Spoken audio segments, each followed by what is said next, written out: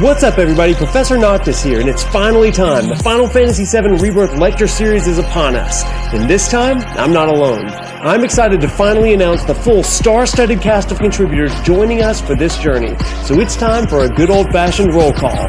Let's mosey. Schrodinger's Baby Seal, Night Sky Prince, Unalesca, Final Fan TV, Subtext, Blitz, Phil Hartshorn and Aaliyah Will, Sleep Easy, Tyler Hepner, Eyes on B, Sector 6, 8-Bit D, Lully Joe, Bioroxus, Finny, Grugel and Shoop, David Vincent, Genesis 7, Jesse Cox, and Final Fantasy Union.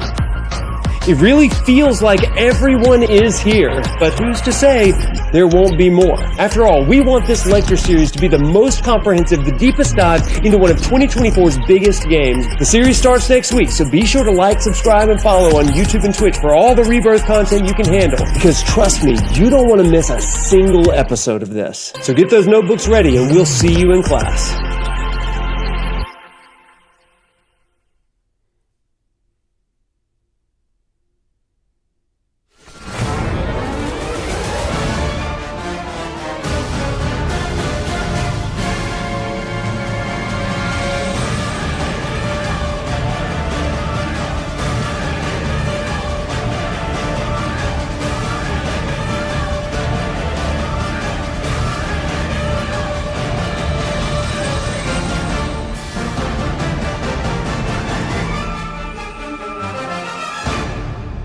I'm waiting, Cloud.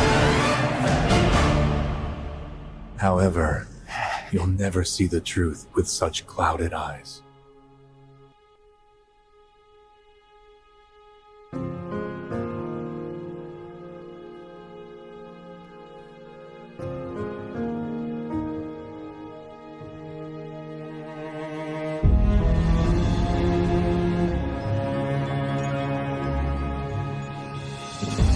ProfNoctis here, and I'm excited to announce a new lecture series on Final Fantasy VII Rebirth, picking up right where we left off with the remake.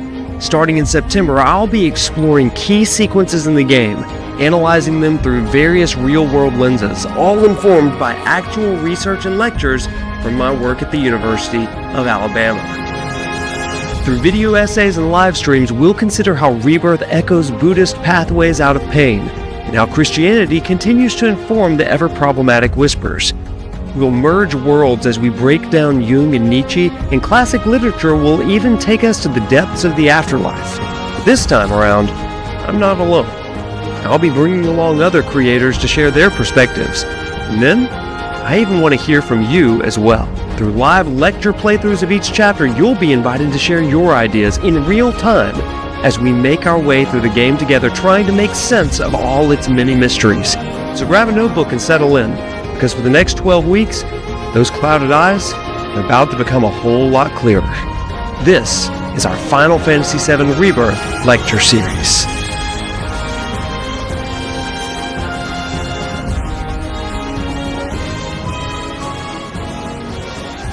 The new semester starts September 2nd with live lecture plays every Tuesday and Thursday night. Video essays will be released periodically throughout the fall, and creator interviews will be released regularly on Monday's weekly show.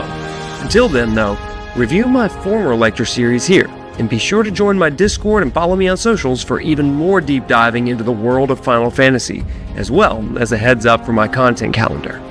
I can't wait to go on this semester-long journey with you, so be sure to follow.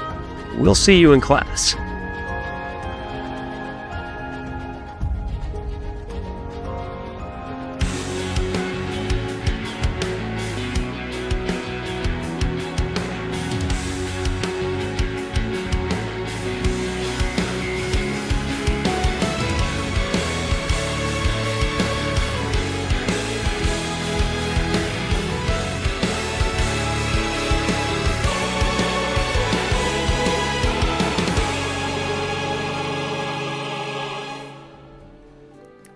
Hey, what's up everybody? Can you hear me? Can you hear me? First things first, loud and clear. Gotta make sure you can hear me, everybody. Hello, hello, welcome in and happy Tuesday. Hope that you are doing great. Loud and clear. Good to see you tonight. And good to be heard and stuff. Hope you're having a great Tuesday. This is your first time in. What's up? My name is Wade, aka ProfNoctis. I am faculty here at the University of Alabama, where I teach about religion and video games, all kinds of stuff. And that's going to come in super handy tonight because we are talking about the religion, the mythos. The mythos, as they say in Final Fantasy 16, of Titan. The mythos. Got to really get that Final Fantasy 16. Get that good Greek pronunciation in there. The mythos, you see. Really good stuff. So tonight we're going to talk a lot about Titan. And because of that, we got some great stuff coming up tonight. I'm going to swap up a few things here. Things that I had forgotten to do. Old Hugo, that's right, subtext. Good old Hugo, that's a Final Fantasy 16 reference. Y'all, today I did my semester, I almost said annual lecture, but it's the semester lecture of What is Final Fantasy. And y'all, I showed my What is Final Fantasy video. I've started doing that. It used to be a normal lecture, right? Thank you for the cheer. And also thank you for the subs, you guys. Thank you so much tonight. But I've started showing the lecture in class, and I'm like, oh my gosh, like, every time I watch it, I'm like, that was my first video, and so it's kind of like endearing in some ways, but also it's like, oh my gosh, I'm such a freaking YouTuber. I've got the dramatic cuts, like the Mr. Beast style, sort of like, like, what's up, everybody? What is Final Fantasy? It's one of the funniest little things. They're like, who is this hack who is teaching us tonight? And I'm like, make sure you smash that like and subscribe button. Drop those comments. It was so funny. Especially when I'm like, there's a part where it talks about, you know, these 3 notes that make even grown men cry because they can't, for the one girl they couldn't save. And it's got me, like, and I remember filming this. It's got me going, like wiping my eyes because I'm sad of Aerith's death, and weren't we all, right? But also, they're just like, who is this hack? Oh my gosh, it's so funny. That's what somebody with 10K subs said. Hey, everybody, I do have to say that, you guys, like, I really do. Since Jeffrey's talked about it tonight, what a freaking journey these last 2 weeks have been. Am I right? Like, this channel has gained like almost 8,000 subs in 10 days, or almost 2 weeks now. It has been the most insane thing I have ever seen. Like, yes, like, y'all started blowing me. I was actually doing an interview last night with Final Fan TV, right? Like, I was doing an interview last night with Final Fan TV, and I hopped onto Discord afterwards, and y'all were like, oh my god, you have 10K! Wow. And it's like, what in the world has happened? Like, it's been bonkers. It's been absolutely bonkers. And so, thank you for the congrats. Thank you for, and let me say this, like, as I went to bed last night, I just started thinking to myself, I was like, I remember how all this started. Like, I remember how this silly thing started, you know? Like, I was just streaming to 0, maybe 1 or 2 people. But, like, I would go live and, like, I would have that starting soon screen, and I would wait, and I'm like, is anybody going to show up? And it's like, well, I've still got to record because it's for homework. And so I just hit it, you know? And like, but we did it. And we kept doing it. And more people, to my surprise, were interested in some of the things that we did. And we've tried to do some things that that are different, right? We really wanted to we didn't want to compete with anybody at all. There are creators out there that do so many cool things, and that's part of what this lecture series is about. It's about highlighting other creators that are just doing really, really cool stuff, things that I'm never going to do, right? And we just want to like wow and marvel over cool things like that. So yeah, it was surprising to me to see all that, but let me say this, like I say this all the time to you guys, but like this channel is good because you guys are great, and the community that is surrounded about this, the classroom aesthetic, it's just freaking crazy. I love it. I absolutely love it, and it's just been fun, man. So anyway, I just want to extend my thank you to you all. Thank you for this channel. Thank you for this like cool thing that we get to do a few times a week. Also, thank you for the wild outpouring of love for the ProfNoctis Weekly Show. That's been really cool to see as well. I cannot say enough nice things about my co-host Evan. Like you know, Evan has been a godsend in my own life as far as our friendship for the last 12, 13 years. When we met in Tuscaloosa, and even though we don't live in the same area now, we just continue to have this cool friendship and vibe. And he is not a Final Fantasy lore expert at all, but I think that's what's so cool about him. Like, he brings it down to the 101 level. He's always like, hey, what does that mean? And I love that because we want it to be accessible to as many people as possible, and I think that he does a great job. So huge shout out to him as well. And I'm just grateful. That's all I can say. But tonight, we are continuing with this Final Fantasy VII Rebirth lecture series, and we've got some great stuff. Hey, I gotta ask the question: have you seen the ProfNoctis show of this week? We released the interview with BioRoxas yesterday, and let me freaking tell you, how cool was that interview? For those of you that have watched it and heard it, oh my gosh, you guys. Like, even while we were...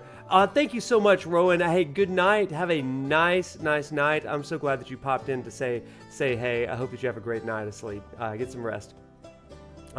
But when I was even in the interview with BioRoxas, you guys, like, I just was like, this guy is awesome. Like, he not only knows his stuff with Final Fantasy, but he knows his stuff outside of Final Fantasy too. And it's so cool to kind of just hear him explain his take on the game from a psychological and therapist standpoint. I thought that was really, really cool. So I loved it. I found it really interesting. I don't know if you did, but people in the comments have been like, hey, this was really, really neat. So I'm glad that you liked that. Make sure you check out more Bio stuff.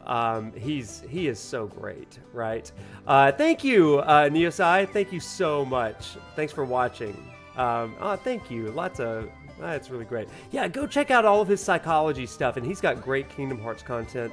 I told him, I don't remember if this was on the show or if this was after the show, but I was like, dude, when we get to Kingdom Hearts 4 coming out, I'm like, here's my thing. I'm going to play through all of the Kingdom Hearts on stream. That's my commitment to you all, because I love you and you're the best.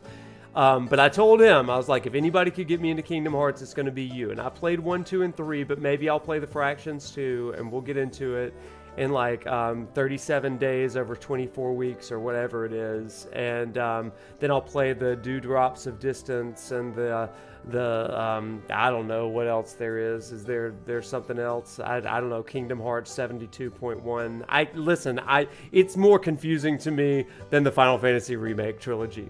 So maybe I'll have to do a lecture series on the Kingdom Hearts of like lecture series. Maybe that's what I need to do. Kingdom Hearts lecture series. Would y'all be into that? I don't know if I'm into that, but you know what?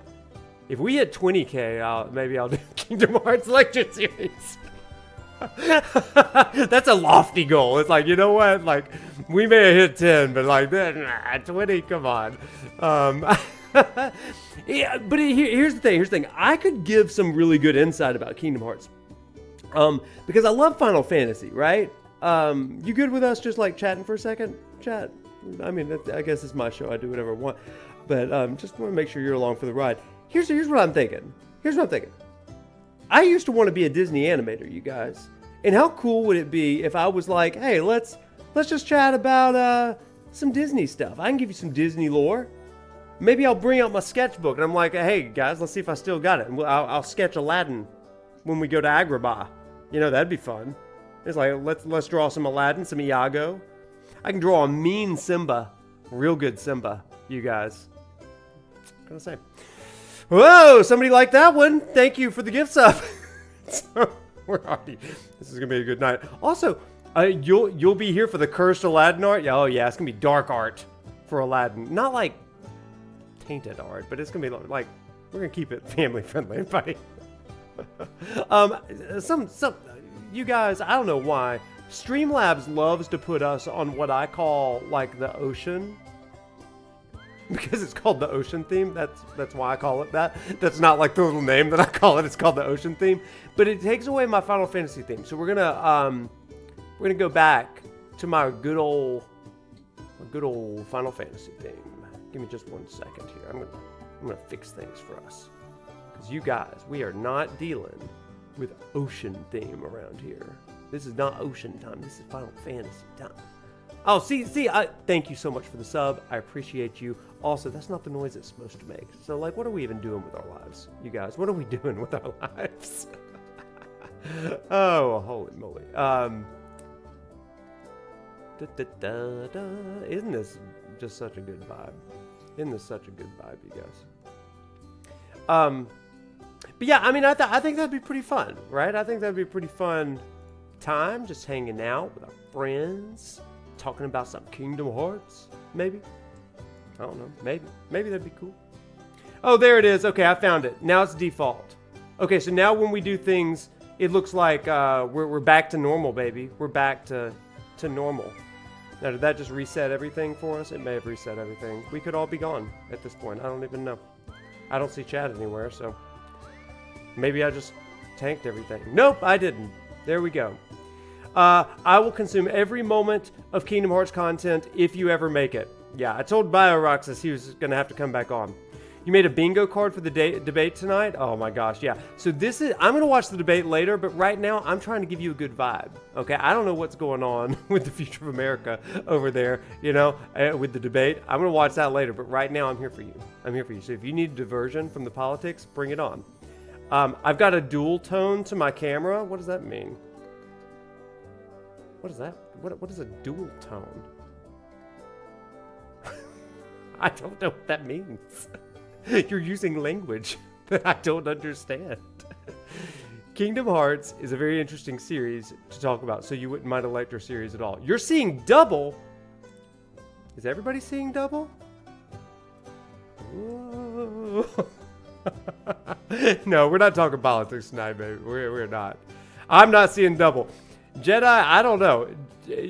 I don't know. I would just... I love you, Sarah Palin. I can see Russia from my house. Those are the best days of Saturday Night Live, you guys. Okay. We are going off the rails, and we're not doing that anymore.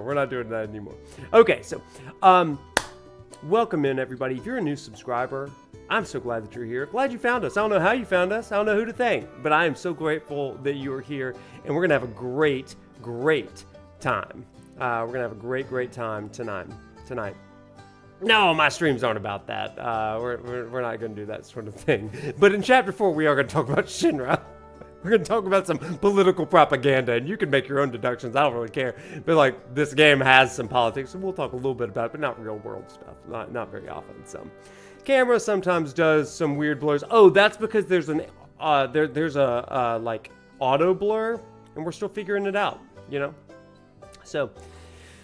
Tonight, we are going to the Grasslands, everybody, and that means that we are going to be learning about the god of the Grasslands, Titan, and we are going to end the stream tonight with a fight with Midgardsormr. Midgardsormr, you ready for this? It's going to be so good. It's going to be so fun. I have something tonight that I think may blow your mind, okay? And it's a preview of next week's, knock on wood, I don't know why I did that to my hand. next week's video essay on Buddhism with Midgardsormr, but you guys, real ones, we're gonna blow some minds tonight. It's gonna be great. You're gonna get a preview of that and stuff, so it's gonna be really, really good. Hey, good night, Roxy. Thank you so much for hopping in. It's great, always great to talk to you. Hope that you have a great night. Love you right back. Bye. I won't die a single time, right? Oh, super. Wow. We're gonna try to fight Titan too. How about every time we die, we have to give a Titan fact? In fact, that's kind of the theme tonight. It's a little thing that I call rock facts. So with that, let's head on over. Fact. That's right. We have a sound effect tonight, you guys. I don't know if it's going to work very well, but we're going to see. Every time I do a rock fact, we're going to try to toggle that, okay?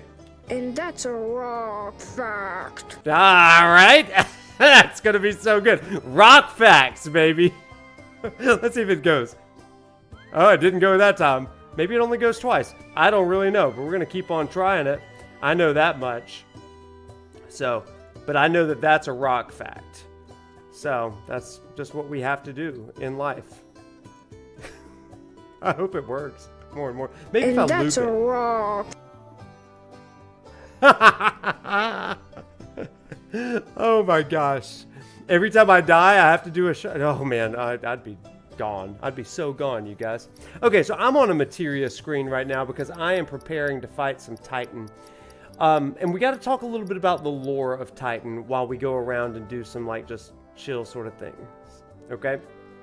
So I'm going to, first of all, get everybody kind of winded up. We got some healing. We probably should do a little bit of... Hey! Thank you, it's Zenny, for the follow. Appreciate you. Welcome on in. Let's see.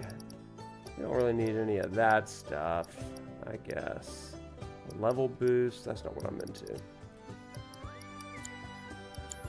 I mean, let's just see what happens. What do we got over here? Healing. Y'all, do you remember the fight with the grass the other night? That was like the worst day of my life. I'm not even joking with you. That was so stressful. That was real tough. That was a tough day. Fighting the freaking, oh my gosh, that grass. The god of the Grasslands, and that's a rock. And that's a rock. And then it goes again and again. That's so good, you know? Let's try to unloop it. How about that? That'd be fun. And that's a rock fact. That's gonna get real old real quick, and I'm here for it. So everybody, that sound effect and video comes from a little charming show called Over the Garden Wall, and gosh, we love it. We just love that show. You guys, it's so good. We're gonna keep Swiftcast on there. Healing. We got synergy on that. Have I just been stupid? I was just counting on red. That's what was going on there. Synergy. We need synergy and wind for old Titan, I believe. Take that from Tifa. I don't know why Tifa's got 2 wind materia, but you know, we're gonna do some things. Revival. Does she have healing at all? Healing, and we gotta give her a magnify, yeah. And then I think we're gonna learn a little bit about Titan, okay? Oh, there's 2 magnifies. Got it. Noted. I really thought there were more magnifies than that, but turns out there's not. There is not. What if we did wind and an HP absorption materia? That'd be good. And what if we did, instead of Swiftcast, we did synergy with comment? Just because I love that. I love that sort of thing. So watch out for the high winds. Okay, let's just try Cloud, Red, and Aerith. So everybody, if you are, there's a few things. Oh, there is something double awful happening up here with the chat screen. So let me take care of that for you guys. Sorry about that. Boom, that should be better. Sorry about that. I'm trying to fix this up here just right. Yeah, as you can see, I made a few little tweaks. I noticed that you couldn't read the chat in the last episode, and you couldn't see the menu because of my fat head. So I decided this is what we're gonna do. Okay, so now you can see me, but you can also see the game, and that's important, right? So let's do it. Professional Noctis to the rescue. Okay, I've been yammering on for like 25 minutes now, just telling you about my life. How's your life? How are you doing tonight? Are you good? How's your week going? It's Tuesday. Lots to be happy about, I hope. There's Choco Bill down here. We love this guy. Very nice. I'm glad to hear it, Barrett. Heard how you helped Chloe with that flower crown of hers. Gouda Awful cheese. Sweet of you. Only wish Will and Clara were around to see it, but... Glad it's no longer Monday. Oh, apologies. Will's my son. Clara's his wife. Billy and Chloe are theirs, if they haven't already told you. Will, Billy. Anyway, since Will and Clara took off, it's up to me to make sure Chloe and Billy are raised right. And here I was planning for retirement.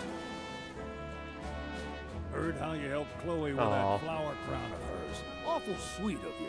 Only wish Will and There's Clara so many like little options, extra dialogue for those guys, right? This is why everybody this is why the game took me 175 hours, because you got to talk to everybody like at least 3 times, because they just keep talking. Oh my gosh! Wait, Lady of the Rings, you applied for an internal position at your job. And the manager asked if you wanted to come in for an interview. Oh my gosh! Well, congratulations. We're thinking about you. You got to let us know Thursday how it goes. Nothing but good vibes for you. Oh my gosh. Go get after it. Good luck. Oh my gosh. Yeah, I'd never heard that dialogue either. Or at least I've forgotten it over 7 months. But it's good stuff to hear that stuff, right? So one of the cool things about this game, chat, that I just absolutely love is that in this open world, you've got all of these optional, I should say, activities that you can engage in. But one of my favorite are these life springs. Okay?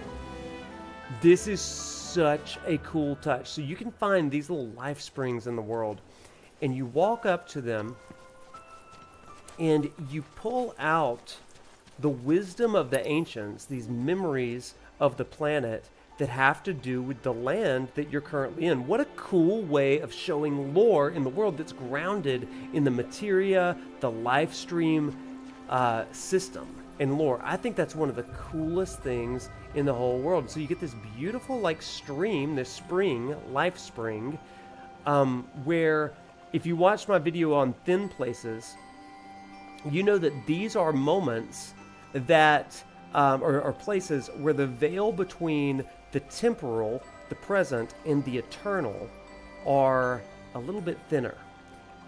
Thanks so much for the sub. I appreciate you. But it's a place where the veil between life and death, life and eternity, are a little thinner.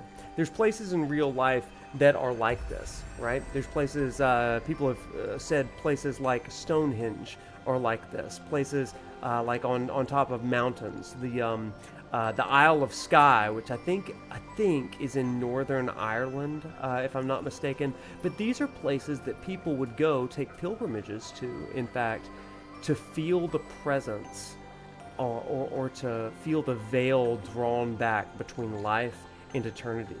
It's for this reason that sometimes we go into sanctuaries, cathedrals, sometimes beautiful caverns. We go into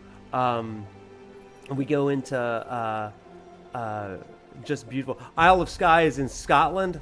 My bad, everybody. My bad. I knew I was wrong on that one. I knew I was wrong. But yeah, Scotland, Isle of Scotland. Those are 2 transgressions I've now committed against our friend MJ Gallagher. Because I said Edinburgh, I think in England. And now I've said Isle of Skye in Ireland. So everybody, just DM him and say, Wade did it again, buddy. He's disrespecting you and your culture. Oh man. You know what he would say? He would be like, "You dumb Americans." That's what he would say. Get back to your cheeseburgers and your McDonald's and stop playing geography. That's what he would do. Doesn't that sound like MJ? But yeah, that is, it's places like that where kind of the veil is a little thinner than it is other places. And that's what I love about the lore of this. When I made that video on Thin Places, hey, thanks so much for the sub. And it looks like Big G Rocks put the video in the chat. If you haven't seen that video, you should definitely go check that one out. It's one of those things that I think is pretty cool. So, yeah, quiz me on US. Oh, quiz him on US geography. Honestly, I'd fail that too. So when you come to these places in this game, by the way, and in the Grasslands, you get to learn about the Grasslands. You get to learn different mythos from Chadley about the world. And there's a number of things that we can deduce from this stuff. And so we're going to read some of this stuff, the Lifespring stuff here. Thank you so much for the sub. Appreciate you. So let's read some of this stuff. Oopsies. Let's go here. Or maybe I can't go into that again. Is it impossible to read this stuff? I will be so sad. No, we're good. Yeah, we're good. Region Intel. That's what I'm talking about.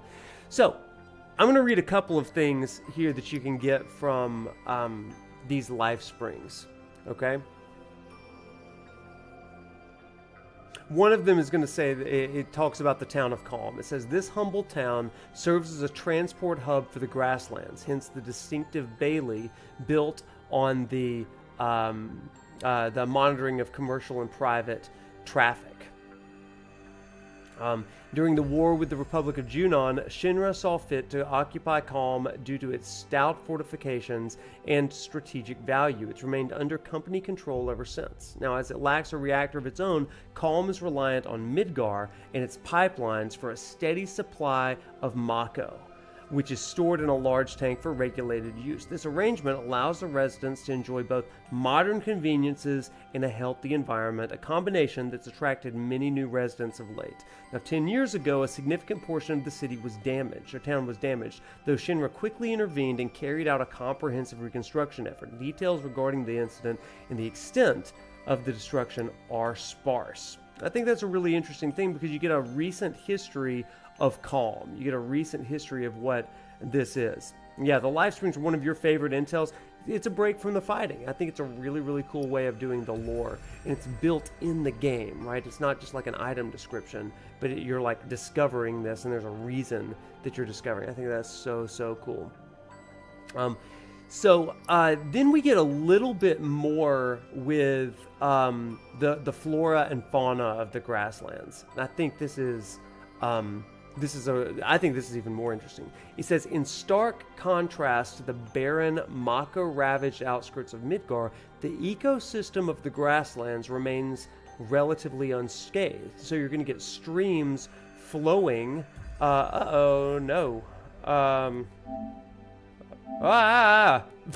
Something went wrong. Okay, there we go. Sorry about that. Where was I? Yeah. Streams flowing from the central mountain range nourish the lush meadows below, which sustain a diverse range of species. Ranchers and farmers also benefit greatly from this bountiful environment. Vast wetlands make up much of the southern region. In days past, boats and chocobo carriages were a common sight, but as most goods are now transported by sea or air, traffic through the wetlands has steadily decreased. And we're going to get to this later. An immense man-eating serpent dubbed the Midgardsormr has been sighted in the area as of late. And so we'll talk about Midgardsormr a little bit later. This is such a cool way, like I said, to kind of think about this stuff. So I just had to give a little bit of a shout out to this right here. So you learn about this, and then you go into the rest of the world, and it suddenly gives you all this context, right? You're able to see just how beautiful and lush all of this stuff is. I just think this is one of the coolest things about this game. It is a rich world that is rooted in lore. And here's the thing, you don't even have to care about those sort of things. But for guys like me that are like super into lore, oh man, you can't get enough of this stuff. So we're going to explore the world just a little bit because I want to show just a couple of really interesting dynamics as we go around fighting and doing a few quests and stuff like that. So listen to that transition to the chocobo music, everybody. Just really good. Also, no need to rush. We're just like traveling, traversing, looking at the windmills. Everything's just so natural here. It's like you're so close to Midgar, relatively, but it's just like a place where the Mako draining of Midgar really hasn't corrupted, and it's so nice. It's so nice here. Wait, there's something we're saying. Everything is so natural, sees Nanaki riding a chicken. Yeah, isn't that so true, right? I was trying to explain to everybody earlier in my class, like, yeah, chocobos are like giant chickens that you ride on like horses. And they just kind of looked at me, and I was like, listen, I know it sounds insane. I really do. But you know what? That's okay. Because you still haven't seen a lab rat dog riding on a chocobo yet. And that's really when you're going to think it's insane. You just have to accept it. Yeah, it'll never not be funny to me. Okay, let's open the map real quick. Make sure we're going semi the right way. And we're kind of going the right way. We got to go around here. And then we need to go to this farmer's request. Oh, no, we don't. We got to go track down Virgil, the rare card guy. No, that's not right. That's Tifa's. That's the maintenance. Maybe we do have to go over to... Yeah, this guy over here.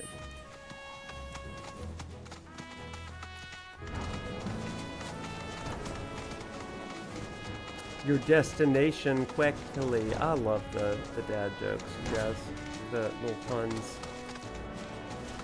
I live for it.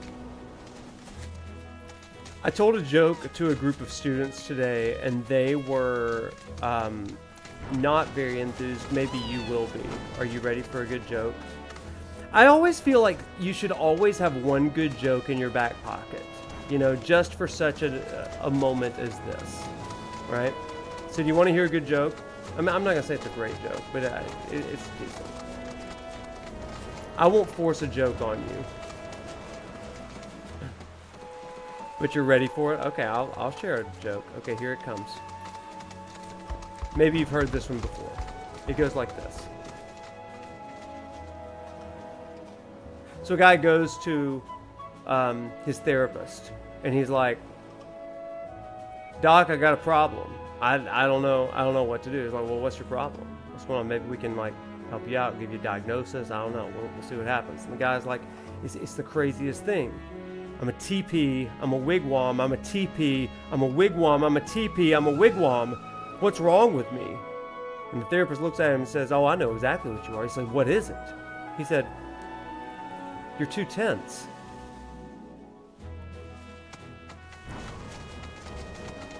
You get it? You get it, chat? Isn't that a good joke? Isn't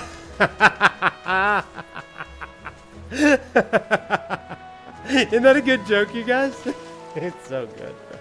You came in at the right moment. Welcome in, Wale. Welcome in, my brother. Oh my god, I love it so much. You're too tense. It gets me every time. That joke was intense. Okay, chat, we gotta talk about this. So you got the beauty of the grasslands over here, but then you get close. You get closer to Shinra. And what's happening? They're sucking the life out of the planet. I love that Aerith comes out and it's like, "Oh, the planet's still so vibrant." And Red's like, "Did you see the other side of Call?" He didn't say that, but it's like, Just walk around the block, girl. Who has the rock puns? Oh, this is gonna rock. Rock and roll. That went over your head? So to explain the joke, and no longer make it funny, a teepee and a wigwam are two types of tents. And you see, when you say that someone is too tense, you're saying to him, hey, you're too tense like a teepee and a wigwam, but you're also too tense, like ease up with the tension. This is why I'm a professor, ladies and gentlemen. This is why I'm able to share with you. You heard it as two tenses. See, it's a little bit of a play on the English language. That's it. This is why they pay you this is why I can get that PS5 Pro. It's for my stand-up comedy on the side. Oh my gosh. Okay, so yeah. Now, everybody, not only did they suck the life out of the planet, but they're sucking the life out of us right now as they break our hearts by playing Hollow, right? Prompt would be proud of me. That's what I live for. So they're playing this version of Hollow. What do you think that means, chat? What do you think it means for this region, sapped of Mako, drained, affected by these billowing green smoke towers of Shinra and Midgar? What do you mean for it to be playing Hollow? It also makes me want to cry, but you love it. Nothing compares to the, yeah, this is such a powerful song. But the battle mode hits. Oh my gosh. Yeah, Hollow feels like it always belonged in this world, doesn't it? I love that. I love that. I think we've got Kyrie up here.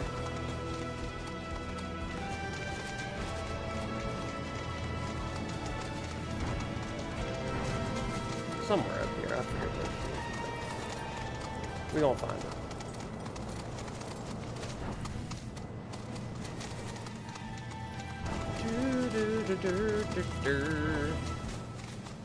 Because it's empty and there's nothing there, so it's hollow. What do you think Hollow is about? Who do you think it's about? Do you think it's about Zack? Do you think it's about Cloud? Aerith? Who do you think it is about? I think that's a really interesting question. I'm going the absolute wrong way right now. I need to get going over here. So I'm gonna do something I never do, and I'm gonna fast travel. Yeah. You think it's about Cloud? Okay. I'm lost. Heck yeah, it is. This the warehouse the mayor was talking about. Place looks fresh out of Mercs to me. Did someone say Merc? I know you. You're that Sector 5 chick who was shitting on Avalanche. What, is that Cloud? But I was sure this wasn't your turf. Don't tell me. You're the merc the mayor hired? Kyrie doesn't work for free. The white materia? Or cheap. How either of you get any work is a mystery to me. We're here on behalf of the mayor. Man wants a progress report. Yes, progress is what I've been making. And I'm just dying to tell him all about it. But the thing is, I haven't actually, done anything. I need more parts. Wouldn't it be fun if we looked for them together? Hell no. I could really use a guiding hand from a vet in the industry. Like you. I swear I'll do anything. Anything? Fine. What do you think of Kyrie? You like her? If you stop calling yourself a merc. You, sir, have a deal. Okay, so these are the parts that I need. More would probably be better, but that number there's the bare minimum. So, any questions? Did he, Wiley? Yeah. I know a lot of people have a lot of different ideas about that. I've always kind of thought it was Cloud. With us. No, I need to stay here and look for Spruce and Bolt. Was Yuffie? They are very, very similar, aren't they? Did you find what we need? Yeah. Oh, we don't have them. Sorry. What does she say if you do that? You forget how to count, or... Okay, well, smart aleck. Got it. Got this sweet music of Kyrie here. And all these little things we can go get. This is great. I love doing busy work. She does have a fun name, doesn't she?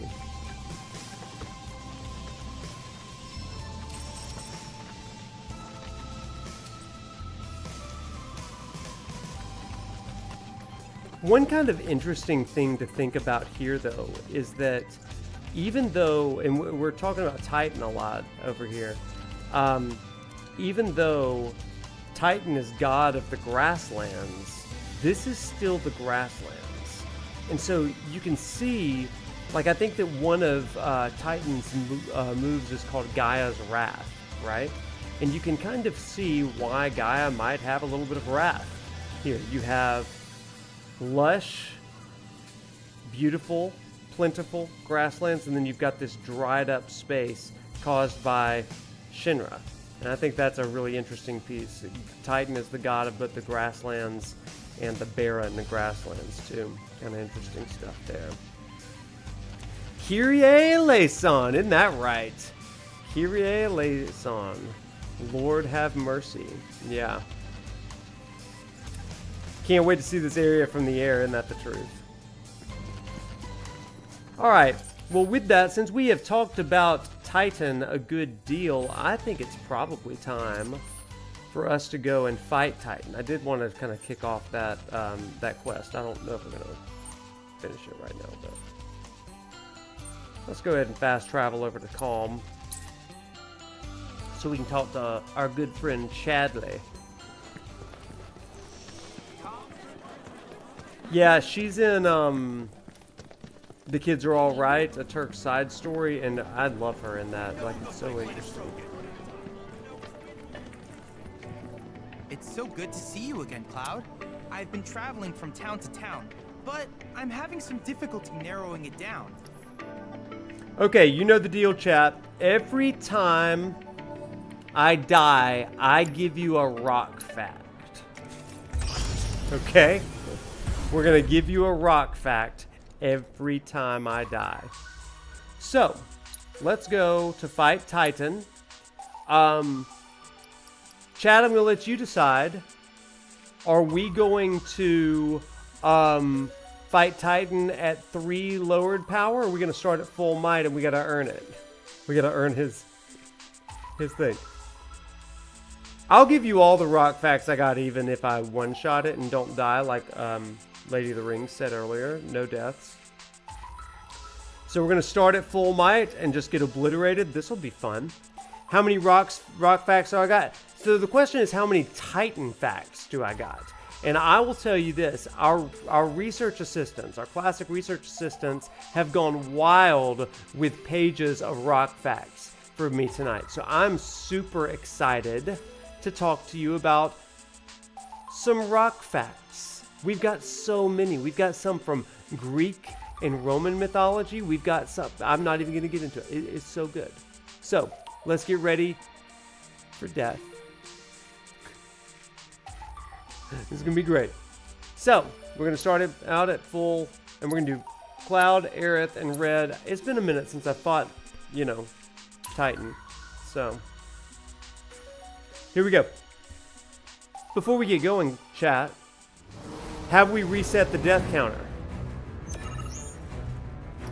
And how many deaths do you think I'm going to suffer at the hands of the almighty Titan?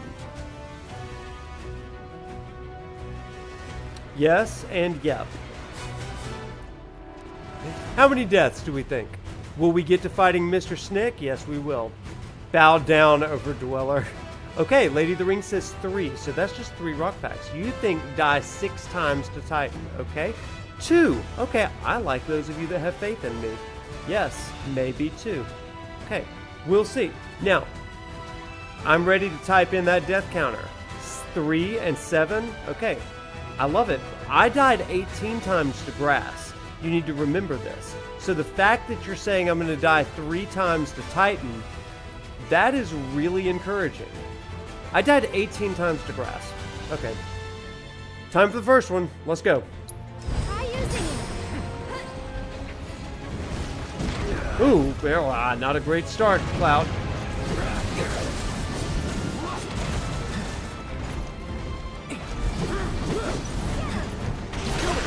Woo, look at that. Dodge. How about a focus thrust? Yeah, that's what I'm talking about. Oh, she's gonna Comet! And Cupid, and Donner, and Blitzen.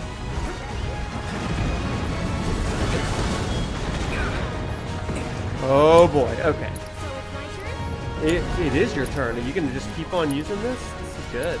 Does he have wind? I didn't give Red a wind. Am I dumb? Your favorite battle music? I love this music. It's so good. Okay, get on there. Oh, he's running. He's running like an Alabama linebacker. Oh my gosh. Okay, now arrow. Aurora. Bam, get him. Do it again. Do it again. Get him again. Woo! Woo! He loves to do that move. Okay.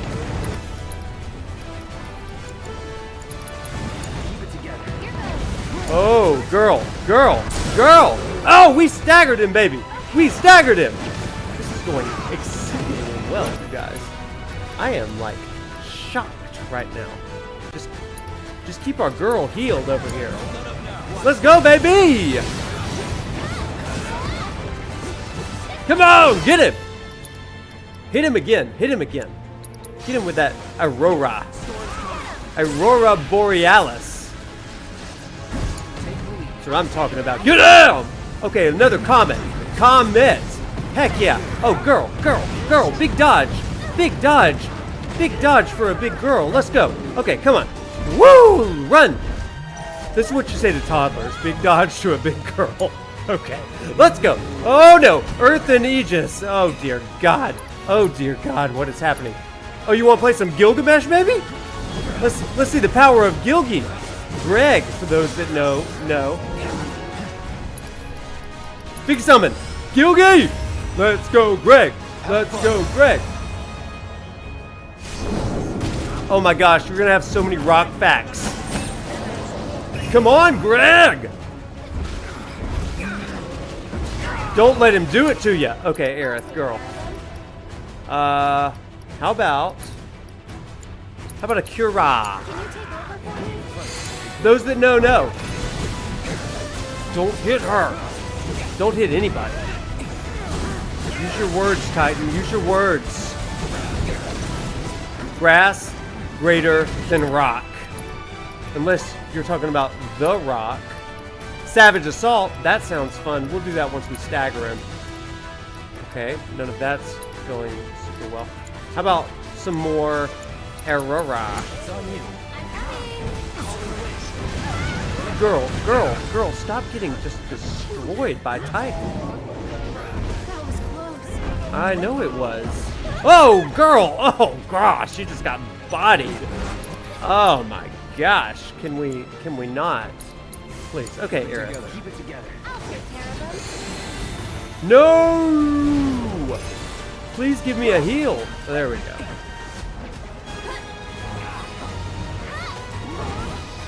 Oh, he's mad. He's real mad. He's real mad, and I don't know what's happening. Oh, he's real mad. Everybody block. Ooh.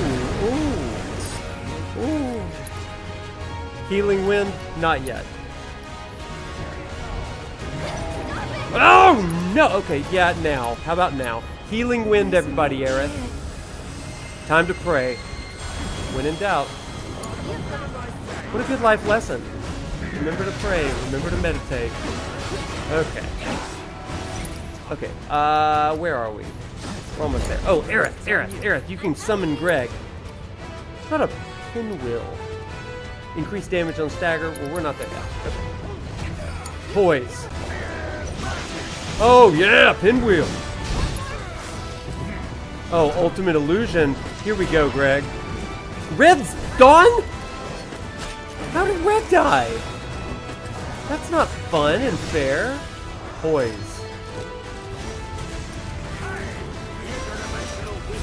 This music is so good. Oh! Little knockback action. That's what I'm talking about. Let's bring, what's his name, back to life. And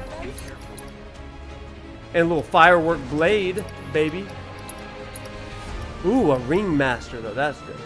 Increased potency, extend stagger. Raises their limit levels. That could be good. Let's just do a firework blade real fast. And then red, you can do this. Yeah, that's what I'm talking about. And you get on there, and we're gonna get one of these on our boy Cloud. Okay, big Aurora. Get him. Oh, this is gonna stagger him. Yeah, it is! Ascension!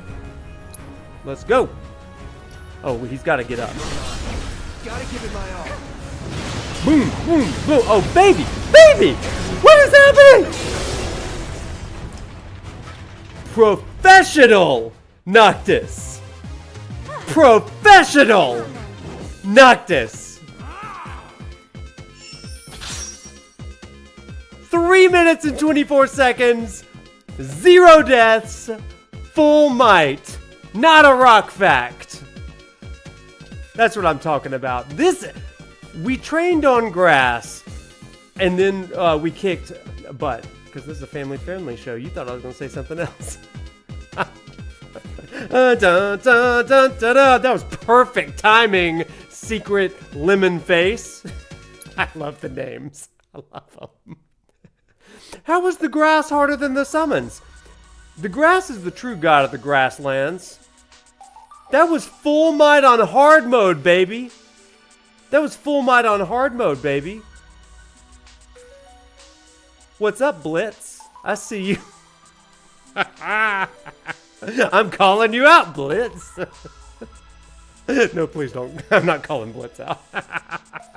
Oh my gosh, that was really good, you guys. So I feel like you guys earned some rock facts. I feel like you really earned some rock facts. You made short work of that simulation. I sure did, If Chadley. there's nothing else. Gosh, oh my gosh, I'm so professional Noctis over here. I'm so professional Noctis. I wish you So, what did in she your say? travels. Summon fights aren't harder on hard mode, are they not? Well, it's full might. I don't know. I never fought a full might anywhere on hard mode. That was craziness. In any case, we did it, baby. So let's go over to a summon, just because I like the music. We'll go to the Summon Sanctuary. Thank you, Barrett. Thank you. We'll go to the Summon Sanctuary real fast, so that we can listen to the music. And then I'll tell you some rock facts to the tune of Titan. You ready for that? This is one of my favorite songs in the entire game. I love that you go to these former altars to these divine beings, the Titans. Oh my gosh, so cool. So let's learn some rock facts, everybody. You ready for rock facts? And that's a rock fact. That's right, let's do some rock facts.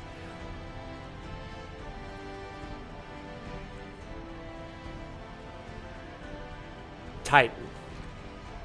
Let's chat about Sir Titan.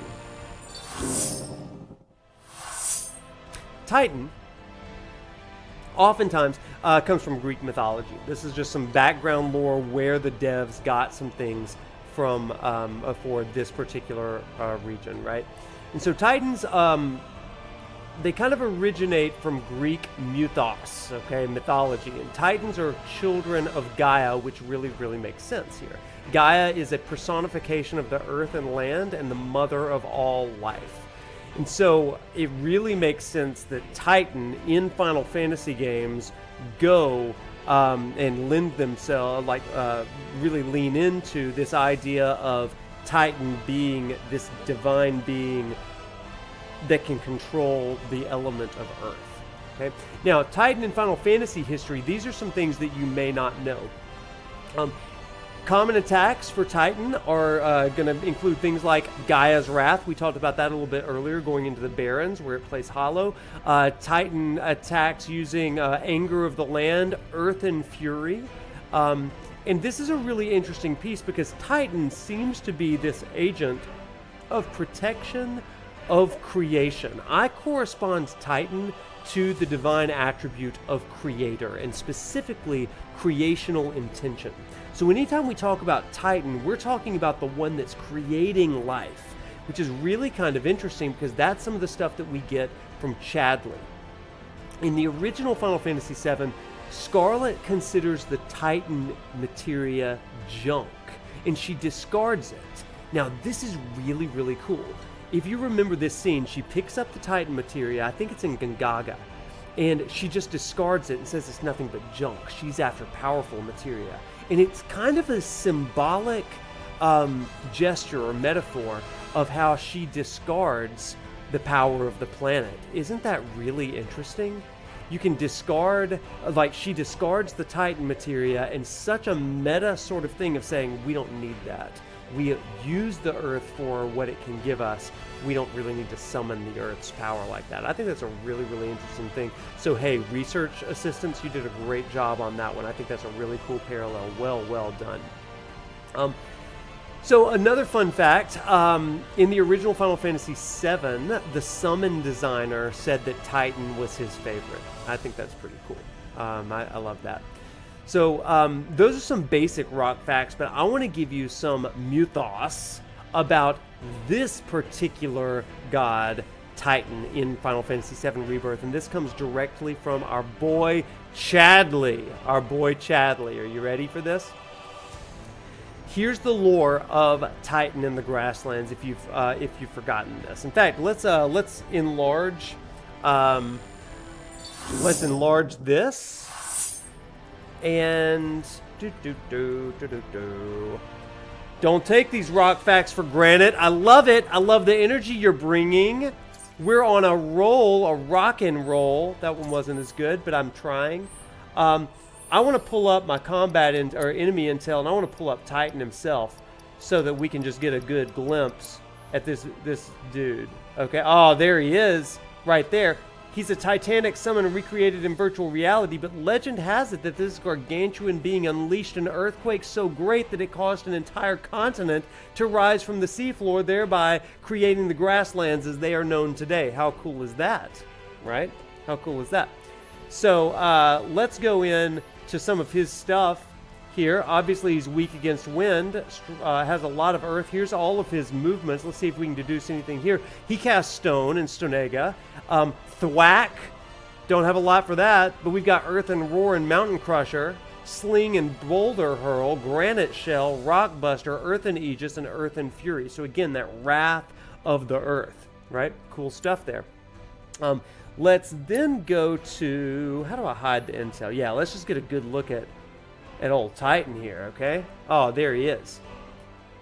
So here's some things that we learn about Titan specifically from the intel that we gather for good old Chadley. It says that Titan escaped from a subterranean prison, meaning he came from inside the planet. May give some explanation to his very rocky exterior, but also notice that within him he has these this almost like molten lava inside him, as veins, as blood, as life force, right? That's such a cool detail there. You may have to zoom in on the screen to see this a little bit, but you have pulsing magma inside of him. He's almost like a planet in and of himself, right? So he's a miniature version of Gaia. I love that. Angering Titan, Chadley says, could cause earthquakes. In fact, the Harvest Festival that they celebrate possibly evolved to appease him. Now that's really cool because harvest festivals oftentimes were meant to appease gods, specifically gods that had something to do with the harvest. So if there was a god of the soil or god of rain or something like that, Gaia seems to embody all of that sort of stuff, the substance, the sustenance of life. Titan is a symbol of the anchor of Gaia, the planet, and the myth could have evolved from the records of early weapons. I think that's really, really cool. Now, Some of the other research that Chadley does and that my wonderful research assistants have put together says that the Grasslands, apart from Gongaga, is one of the most fertile places that we see. This is a stark contrast, like we saw earlier, to the barren waste of Midgar. So the question is, was Midgar once like the Grasslands? Why was this why it was chosen for Midgar? That's such a cool thing. If you are wanting to really convey this dichotomy between Shinra and the way that it's sucking out the life of the planet, why not make the Grasslands home of Titan, who's the protector, the preserver, the creator in some ways of these lands? And so you're really able to draw out some of the cool myth of all of this. I think that's really, really awesome. Titan shrines also are found in the barrens next to Midgar, which kind of leads to an idea that this is a visual representation of the Grasslands receding. So I think that's a really cool thing. Have you ever thought about that? That the idea that the devs put Titan here is to show the dichotomy of the preservation of the planet, what it could be in the Grasslands, and what Shinra and humans have stolen. I think that's a really great insight, don't you? I love that. So, here's some things that you might also want to think about with this. Understanding, because anytime I do any sort of like education, I really do think that there are a lot of personal application stuff. So I'm going to give you a little bit of personal application. Again, shout out to all my research assistants that compiled this data for us to kind of think and ponder together. First of all, the mythos and the logos of Titan really help us understand our ability to affect the planet. For example, being able to observe our own effect on the planet. We've already mentioned this, but Aerith and Red 13's conversation, where she says, look at the planet, it's still going after all this time, and Red says it may seem that way, but it's still in agony, it is in pain. It's easy to say things that are fine at first glance, but if we look around, we can find out how we influence things for good or for bad. And so we try to do a little bit better than, would normally be easy. We take the extra 5 steps to the recycling bin rather than just the trash can. We try to be conscious about the things that we do and take for granted. So we try to do those things. But next, I think another really cool thing, and again, props to our RAs, understanding how myths and rituals are formed. In many cultures, we have myths and rituals that have evolved from natural phenomena. I think that's really, really cool. And we understand that these origins can help us find common ground with people of different cultures. So this is something that I get into a lot of my classes. We talk about how there is, we talk about how there's a lot of really interesting creation stories. In fact, I just taught 7 or 8 different creation stories in one of my religious studies classes last week. And these creation stories vary from the wrath of the gods to the love of the gods, benevolence, spite, cosmic warfare, all that kind of stuff. But these origins of the earth is created, the earth is cherished, and this is how we celebrate the earth. This is how we protect the earth, preserve the earth. This is how we are faithful stewards of the earth. This is something that's good and cross-cultural. It's a way that we can engage with other people in this appreciation of the planet, right? I think that's really, really cool. So, I've got a ton of other stuff. I want to journey a little bit, and then I want to come back to some of these rock facts, right? But I just absolutely love that. So again, this was really, really cool stuff. Hope you enjoyed that brief segment of rock facts. And now we're going to go back to journeying a little bit. And that, ladies and gentlemen, has been a rock fact. And that's a rock fact. Isn't that great? I love that little sound effect. Straight from over the garden wall. If you haven't seen that, it's about fall time, which means it's about time for us to have our annual viewing of Over the Garden Wall, everybody. I freaking love that TV show. It's so good. It's so good. Right? So good. Tracking down Virgil. Hey, yo! Thank you for subscribing. 8 Low TV official. I love it. It's a great show. It's really interesting, and it always gets me hyped for the fall every time.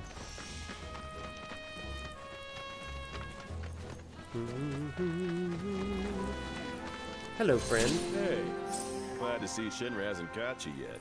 Seeing as you're here, mind help me with something? I'm Oliver, by the way, owner of this farm. Got fiend trouble. Every night it comes after my livestock. At least I assume a fiend's to blame. Think you could find and deal with it? Sure, we'll deal with it. Appreciate it. That your dog there? Mind if I pet him? I don't, but he might. Who's a good boy? It's you. Red does not like this. Something tells me he's not all bark. Hey, you know, your pup might be able to track the fiend's scent. Maybe try sniffing around the scene of the crime.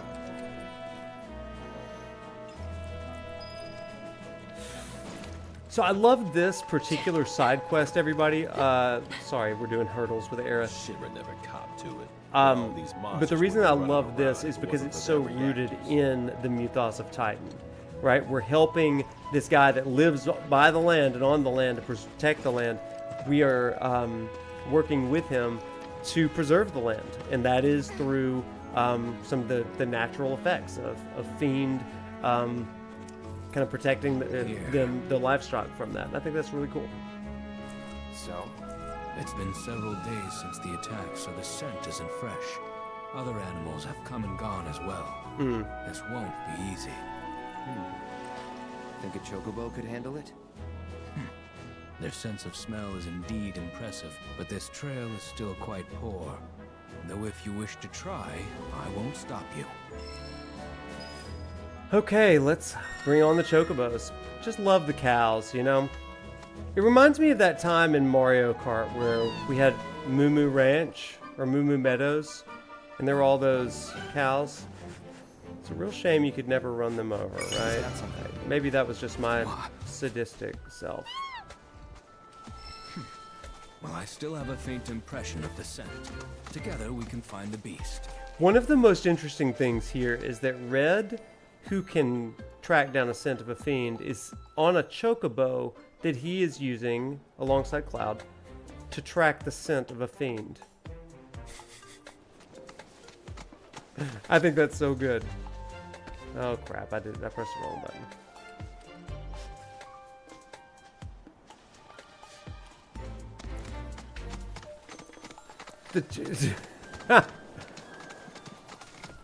We ain't fighting those fiends. Those aren't the bad You want to fiends. track it from here on out? No, the chocobo has led us this far after all. This is the coolest thing. I love the breaking up of the gameplay with these little things like this. It's so good. Just gives you an excuse to explore the land. There was a struggle here not long ago. There was a struggle here. I can help guide the bird, ensure it doesn't stray. I love that. Y'all, the more that I play this game, the more I'm just like, yeah, this is like maybe my favorite game of all time. I just love it.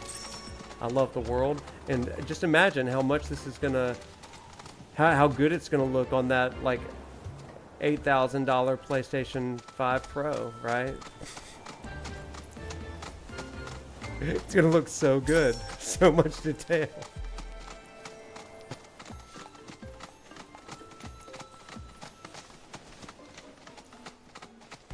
I'm really not into fighting all these things. I'm just gonna... We got a good thing going. No need to mess it up. PS5 Professional. Listen, I'll give you my take on the PS5 Pro. I think that it is a very stupid price point. Okay, but it is also a very niche sort of thing. Not everybody is going to want it. Not everybody is going to need it, right? It's very niche.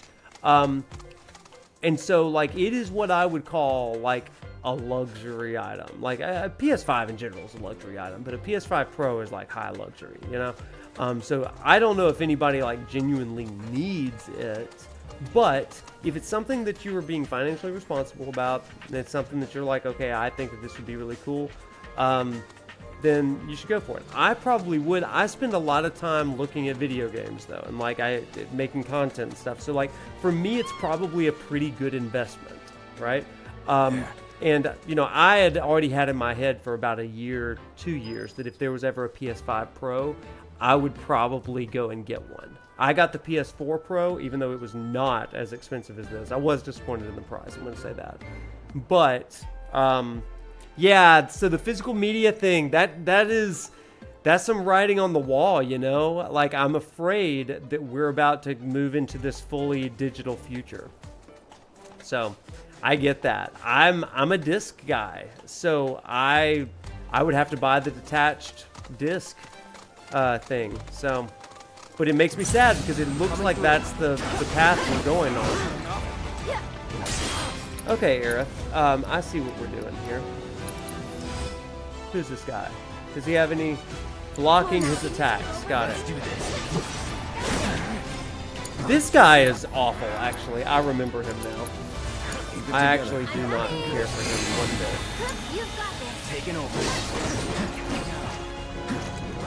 Yeah, I actually really don't like this guy one bit. He was really tough. Oh, he's still really tough. He's still really, really tough. Hate that. Oh, I still hate it. Didn't die to Titan, but I'm dying to the White Terror.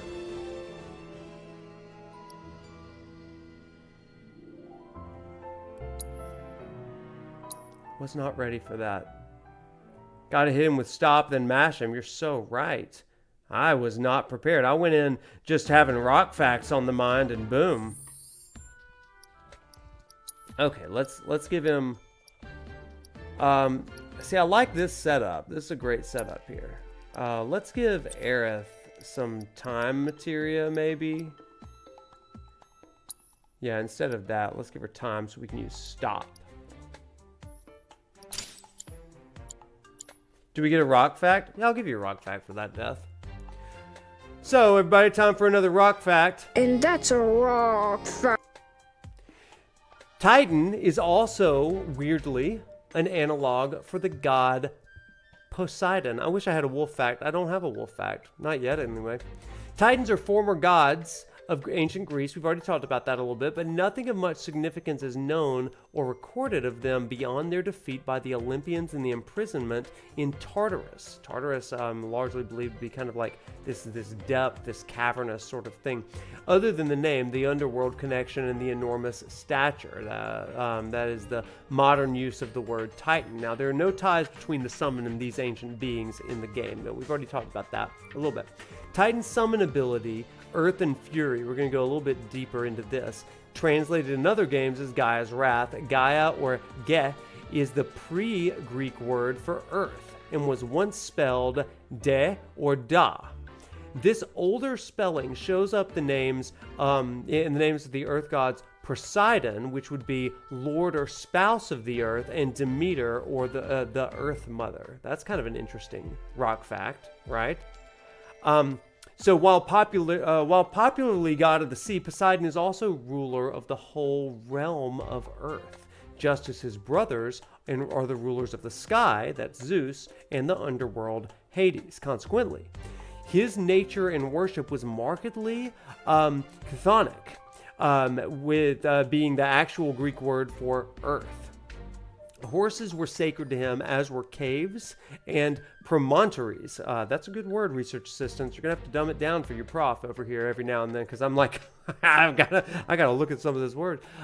In Pylos, he was honored with the title Wanax, the Bronze Age word for Lord Protector, equivalent to a king now. Now, a little bit of explanation of this, because we don't necessarily think of Poseidon always like the Grasslands or Titan, but some of the mythos of Poseidon is inserted into Titan.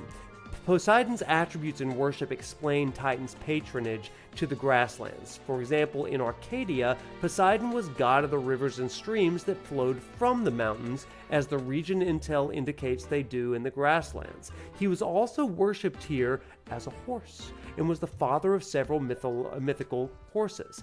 While there are no real horses in Final Fantasy VII, chocobos and their carriages are associated in the region intel with the Grasslands. So while chocobos are found in almost every region of the planet, the Grasslands seem to be home to the classic iteration and the breeding ranch of the original Final Fantasy VII.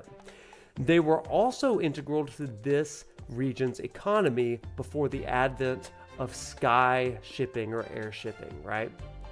The caves of southern Greece were associated with Poseidon, particularly in a place called Teneron, long regarded as an entrance to the underworld. There once stood a temple to Poseidon. Now, aside from the connection to Titan's imprisonment, association can be made with not only the cave sanctuaries where the party retrieves divine intel for Shadley, but also the Mithril Mines, as the site of the mythic mineral used for crafting the finest weapons and armor until the advent of Shinra. Now, here's a quick aside. If calm grasslands represent the surface level, this kind of goes to some ideas in Dante's Inferno and Divine Comedy. If calm and grasslands represent the surface level of anti-hell, the wetlands and the mines can represent this place called Acheron, and the descent into the infernal underworld. So that's also kind of interesting, talking about this gateway into the underworld in Poseidon's land. So this is kind of interesting here, right? And I've got a bunch of other rock facts. We are going to save them for another death, though. But that's pretty cool. Have you ever made that association between Poseidon as ruler of the realm of Earth and, say, Titan, for example? I think that's pretty cool, right? I think that's awesome. And that, you know what we call that. And that's a rock fact. So true. That's a rock fact. Let's see if Aerith can do it this time. Okay, let's get it. Aren't you learning so much tonight? I mean, I'm also learning so much tonight. It just feels good, you know? Hang back. Let's get dangerous. Like, rescue rangers. I'll show you what I can do. Do not.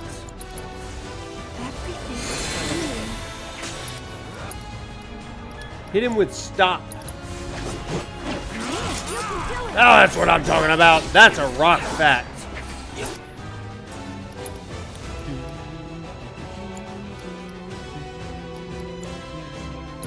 Let's just hit us with regen. Take over. Don't overdo it. I'm coming. Aerith, you have to do more. You have to do more. Why don't you leave? Oh wait, yeah, you did.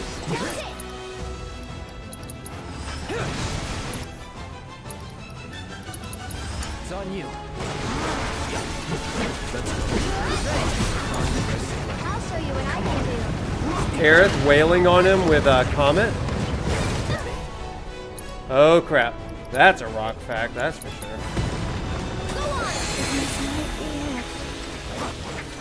It's only it if you let it be it, Aerith. Just don't stop believing. You can do it. Take it over. You're up. Deal with that. Go for it. Take care of them. Faster! Faster!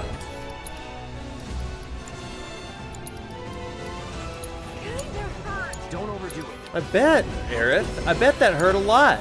I can fix this. Gotta be careful. You're out of Ow, pain. Big pain. Follow my lead. And we're back. And we are back a little bit. Okay, how about a planetary roar? Or a ringmaster. He's not staggered yet, but he's about to be. He's gonna be alright. I'm coming. You okay? Yeah, he's pressured. He is pressured. Well, I say that. This Why don't fight you lead isn't the way? needed by you. Not enough. Get him already, jeez. How about extend the stagger with Aerith? I love this one. I love this one so much.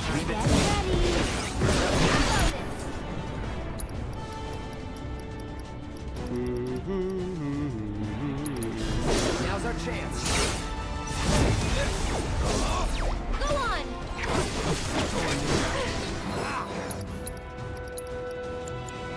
That stop is pretty good. You need to slow down. That does some work, doesn't it? Oh, he resisted it though. Can't do it too much.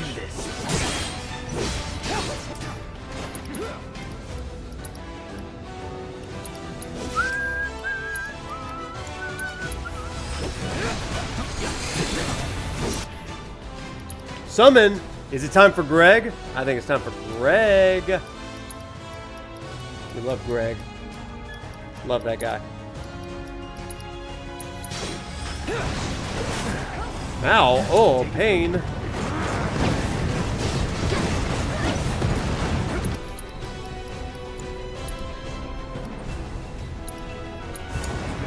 I'll show you what I can do. Ready? Oh my gosh. Comet. Can we summon Phoenix? That'd be fun. Phoenix. Yeah, we should have summoned Titan. Thanks for We coming should have out. summoned Titan. That would have been really useful, wouldn't it have been?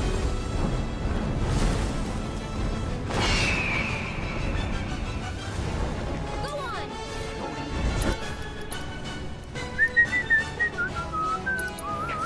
Show 'em real teamwork. Oh, they are getting obliterated by things. Oh, the Phoenix.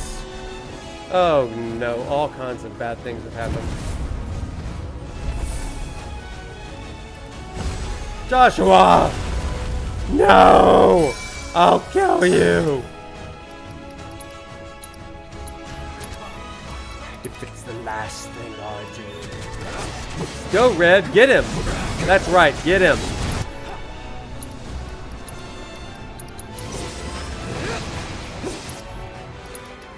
And raise Aerith. You okay? And how about a Savage Assault, maybe? Yeah. Come on, hit him! Hit him! Come on, you got him this time. I say you got him. I don't know if you got him. Aerith, you got something for us? Healing Wind. We could always use a Healing Wind. Stay strong and carry on. That's right. Keep calm and carry on. That was what we said last time. Braver! Braver! That's what I'm talking about. Oh my gosh. Look at that, you guys. We freaking did it. I'm proud of us. I'm freaking proud of us. It's my sense of smell. Since my imprisonment in the Shinra building, it hasn't been the same. Before, I wouldn't have had any trouble tracking that Fighting in the background on the beach. Now, though. For real. Perhaps this bird is willing to take on an apprentice.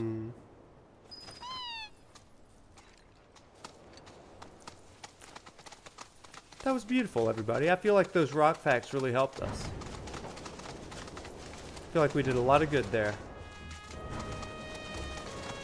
Now we just can sit back and enjoy the ride back to Oliver's farm. Yeah, I'm just gonna take the long way, you guys. This is so good. Are you enjoying the rock facts? Haven't our research assistants just done a great job for us? So, like, part of this channel, I want to let you all know, we have this amazing group of about 12 or 13 people that that volunteer their time to just make this channel great. Some of them are, they're all called research assistants, and we call them kind of research assistants just because, like, they're learning how to do some cool things, and they're contributing in some really great ways, just like research assistants at a university. And some of them do video editing, so if you're seeing things on TikTok or YouTube Shorts and stuff like that, they're putting some of this stuff together because they want to help people understand and find love for this channel. We have moderators and people in the Discord that are organizing things in ways that I just don't know how to. And then we've got classic research assistants that are putting together cool rock facts and things like that. Isn't that awesome? Right? They're doing such a great job, right? And we've got more to come as well. And putting together project management and all that kind of stuff. Just really neat stuff. So if you like the content and stuff, make sure you appreciate the research assistants. Thank the RAs, because they're making some great content alongside us. We really appreciate them. Got him, did you? Made that bastard. Yeah, y'all are awesome. Let's go. You know, I bet you were a big help too, weren't you? That's a gag I don't ever get tired of. I love it. You'll be singing a different tune when you see what I got for you. Here. That's like my dog. Don't worry. I didn't Fisher. forget you. Changing gears a bit, but I heard Broden's not feeling so hot. If you swing by Calm again, mind checking on him? Hey, thank you, Carol. Also, nice to meet you, Carol. You've been in the last couple of streams, and I noticed you. It's awesome. Glad you're here. Yeah, they're crushing it. We really wanted for this channel to be squat off for the RAs. I'll do some squats for the RAs. Absolutely, I will. I'll do some squats for the RAs. I did some squats earlier today, and like they were painful. But yeah, I'll do some squats for the RAs. 1, 2. Do squats while we're traveling back to Calm. Yep, 1 for each RA here. We'll do some squats for the RAs. Yeah, boom. Oh man, I did a ton of squats earlier today though. So, oh, this is not great. Okay, I think I've got 3 more for the RAs. 2, 3. Okay, good job, RAs. You all got squats tonight. That's so good. My legs are feeling it. Literally, I got done with the gym like an hour before the stream. And, oh boy, it was front squat day, baby. Yeesh. Where am I even going? I got so turned around from the squatting. We did this awful movement, talking about gains before games. We did this awful movement today that was a complex of front rack, where you had like 135, or you had weight on the bar, right? And different people do different things, but like you had some weight on the bar, and you would go down for a reverse lunge with your right leg, reverse lunge with your left leg, then you'd go into a squat, and you had to do that as many times as possible in a minute, over like 4 times over the course of 12 minutes with some other movements in the minutes in between. Really wild stuff. So my legs are kind of feeling it today. Kind of crazy. But if ever you're looking for a good workout, that right leg lunge, left leg lunge, squat. That's a movement. That is a movement, y'all. Okay, let's go see Broden. Then I'm going to give us some rock facts. Then we're going to go fight Midgardsormr. But I wanted to talk to Brody real quick. Just because he's so good. It was a killer routine. So like it was one of 3 things. So the first, it was a 12-minute what you call as I guess imam, I guess, but it's all combined with like as many reps as possible. But it was a 4-minute cycle. Minute 1 was you're on a bike and you're trying to burn as many calories as possible over the course of 60 seconds. Then you get on a pull-up bar and you try to do as many pull-ups as you can in 1 minute.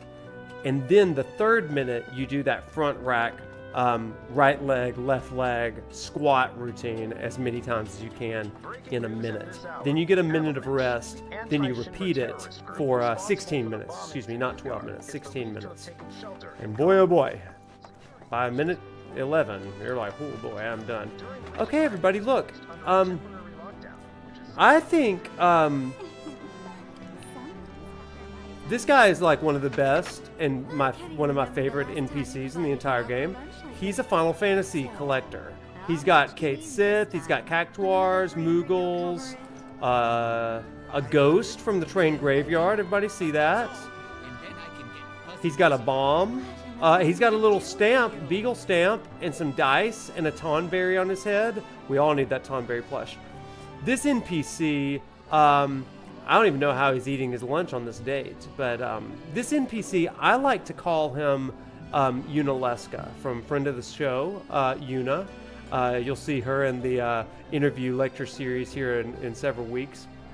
But I think that this guy's inspired by Unaleska. Unaleska Games, currently playing Final Fantasy 15 over on her Twitch. Back again. Well, you're always welcome. We heard that you've been feeling under the weather lately. Word gets around fast. Didn't expect you to worry about me. But since you're here, can I ask you a favor?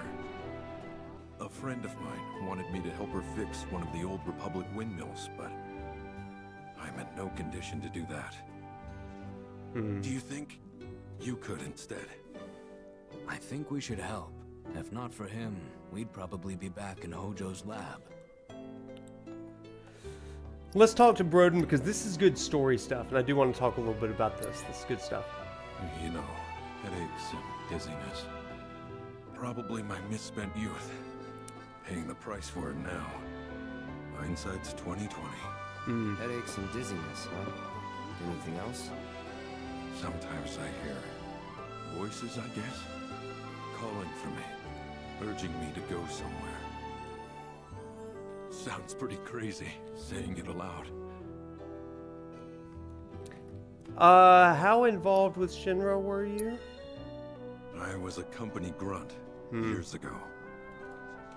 But when my parents died, I got out to take care of the family business. Been running the place ever since.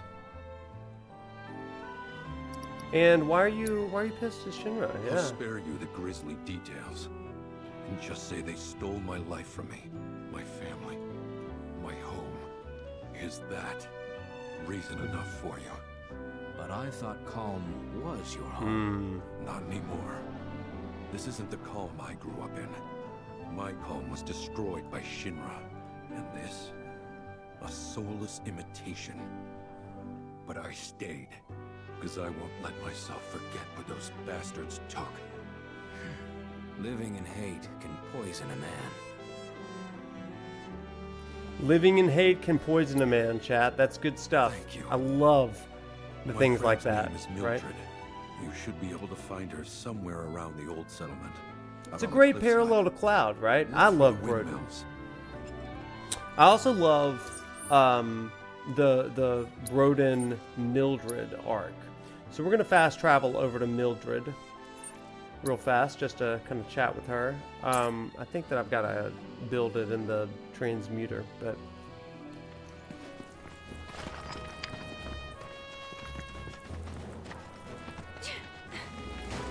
Did Broden send you? I'm glad for the company. Ain't she a sight to behold? A relic of the Republic of Junon. Shinra can't make them like this, let me tell you. I'm itching to scrape the rust off, get her moving again.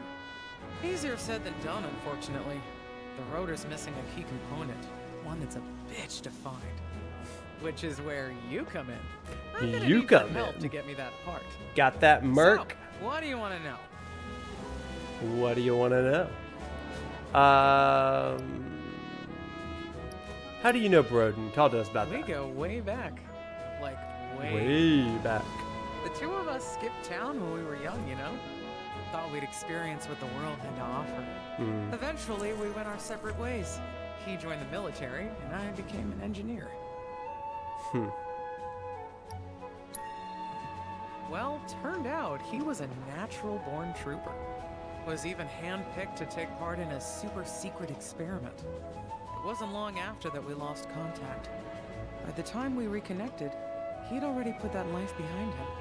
What experiment? Have to ask him. Though I doubt he'd tell you. Certainly won't tell me, at any rate. Whatever they did to him, though, has something to do with his condition. I just know it. All right, let's make this for her. Windmills counting I on you, love friend. this. We hate Hojo. That's right.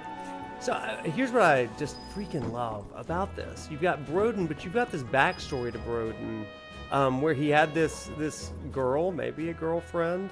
They were close, and they were gonna travel the world together, see the world together. Their paths went differently, and now at this point, Broden's kind of on an isolating path for himself, and Mildred is out here doing her thing, but both of them still kind of long for those old days, right? And this is something that goes into the larger themes of Final Fantasy VII Remake as well. It's like, if you could remake where you are in life, would you? And what that would mean is, like, could you go back to the past and change some things in the past so that your present is different?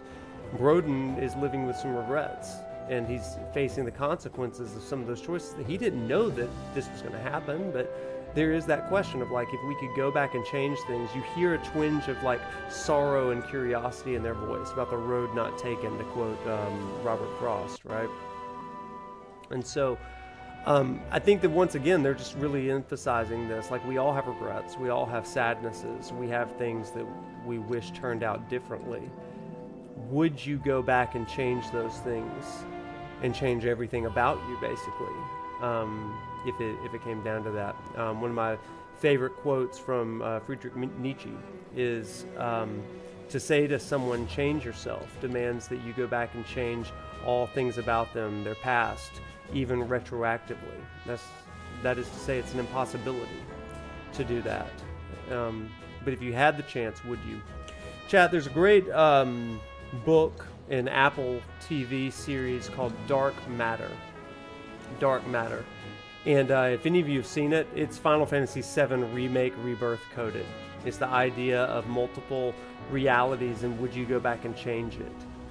Change these junction points in your life. And it really is interesting. If you want to think deeply about what's happening in the Remake Rebirth series, you should go and read Dark Matter. I read it at the beach this summer. In fact, some of you might have seen me tweet. I just read a book that makes me think completely differently about Remake and Rebirth. It was that book. Dark Matter by Blake Crouch.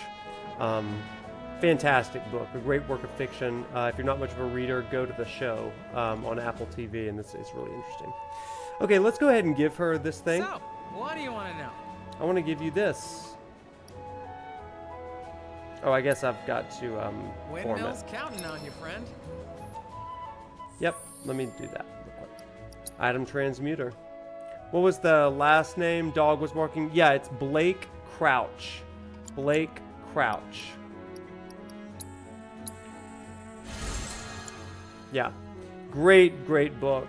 When we get further in chapter 13 and 14, I'll read passages of it to you because it's compelling. Yeah, it's really compelling. Now that is a quality design. No Shinra knockoffs can compare to Republic ingenuity. Okay, time to see if she works.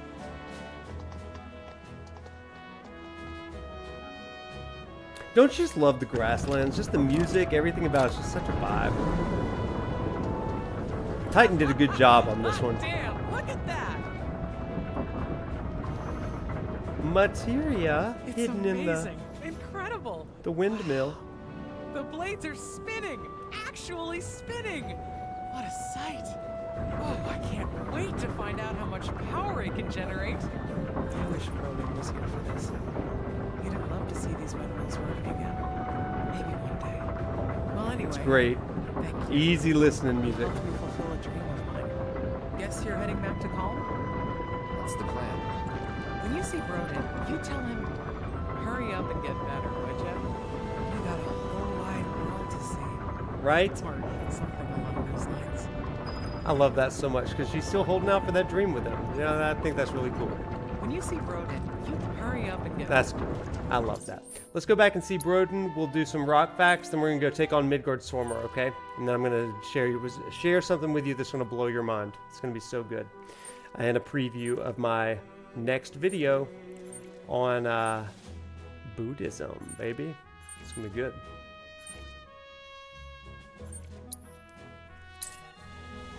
Oh. Okay. Back to Calm. Calm is currently on high alert. Hey everybody, I'm back. The guy that messes up all your furniture Everyone, just by please, running by it. one at a time. Okay. to the inn. Hey, Brody. That's so. If Mildred's happy, I'm happy. She said you've got a world to see. It does, Smith. It's so good. She just wants an excuse to travel. But I am overdue for a vacation. Think I've been working myself too hard lately. Rest would do you good. What is this terrible scent? It's reminiscent of Hojo's lab. It's time. Time to go. To leave.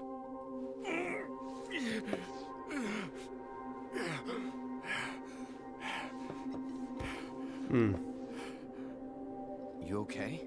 Poor guy, indeed. It's just the degradation. Every soldier's gotta make their peace with it. Now you know why I can't see any old doctor. You're a soldier too, aren't you? Ex-soldier, actually. Didn't mean to scare you. The symptoms aren't always the same. And who knows? You might be one of the lucky ones. Right. Just don't take your youth for granted. All right? You only get one shot at life. And you can't let Shinra take it from you. You can't let them win. You only get one shot at life. You can't let Shinra take it from you. You can't let them win. That's good stuff, right, chat? That's really, really good. Does a great job with crafting likable, lovable characters, only to give them tragic ends. Very Elden Ring of them. Very Dark Souls. Doesn't hide their soon-to-be fate either. It doesn't. But it really does help make you more mindful and more grateful of the things that you have, right? And like all of these characters, like if we had only done this then, like you've got Mildred and Broden talking about their proverbial good old days, right? And that's the thing. I think they say it in The Office. They say it in a lot of different mediums as well. But the real shame about the good old days is that you don't really know that you're in them until they're over. And so part of realizing that demands that you be mindful and that you embrace the moment and you say, okay, this is tomorrow's good old day. And I'm going to say I'm grateful today. Even if it's a bad day or just a boring Monday or Tuesday. Sometimes when I'm in a classroom of students, today I had them journaling to some of Sing 4D Laughter's Lo-Fi. And I just had this weird moment of, I was tired, I had a really late night interviewing for this content creator interview series. And I woke up kind of like, oh man, I wish I could sleep in, all this kind of stuff. But as I looked at my class this morning, I just said to myself, there's going to come a day when I'm not here. I'm not faculty at the university, or I'm not given this opportunity and stuff. So just for this moment, as much of a grudge as it is, let me be grateful. And like it changed the way that I did. Now it didn't change their 8 a.m. perspective, but you know, that's part of it. I don't blame them. I used to. That's something I think that does kind of come with age, right? It's one of those things of like, I have the experience of hindsight, the blessing of hindsight. And yeah.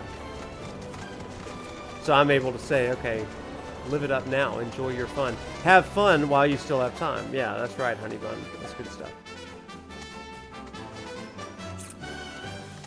That advice hits hard for you since your grandparents are in the last stage of dementia. Isn't that the truth, right? As somebody that's seen my grandparents go through similar things in the past, that does help you kind of think to yourself, okay, how can I enjoy this moment? Because there may be a moment when I don't realize even the moment that I'm in, or remember the good days and stuff.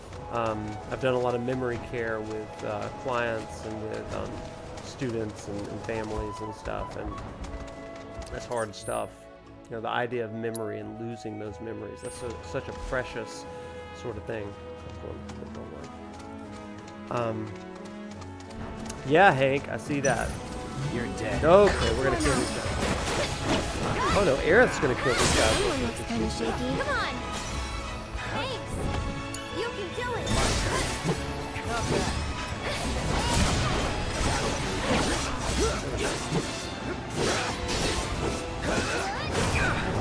Yeah, again, you're going to get this more and more from this lecture series, especially some of the interviews that we've recorded in the last few days.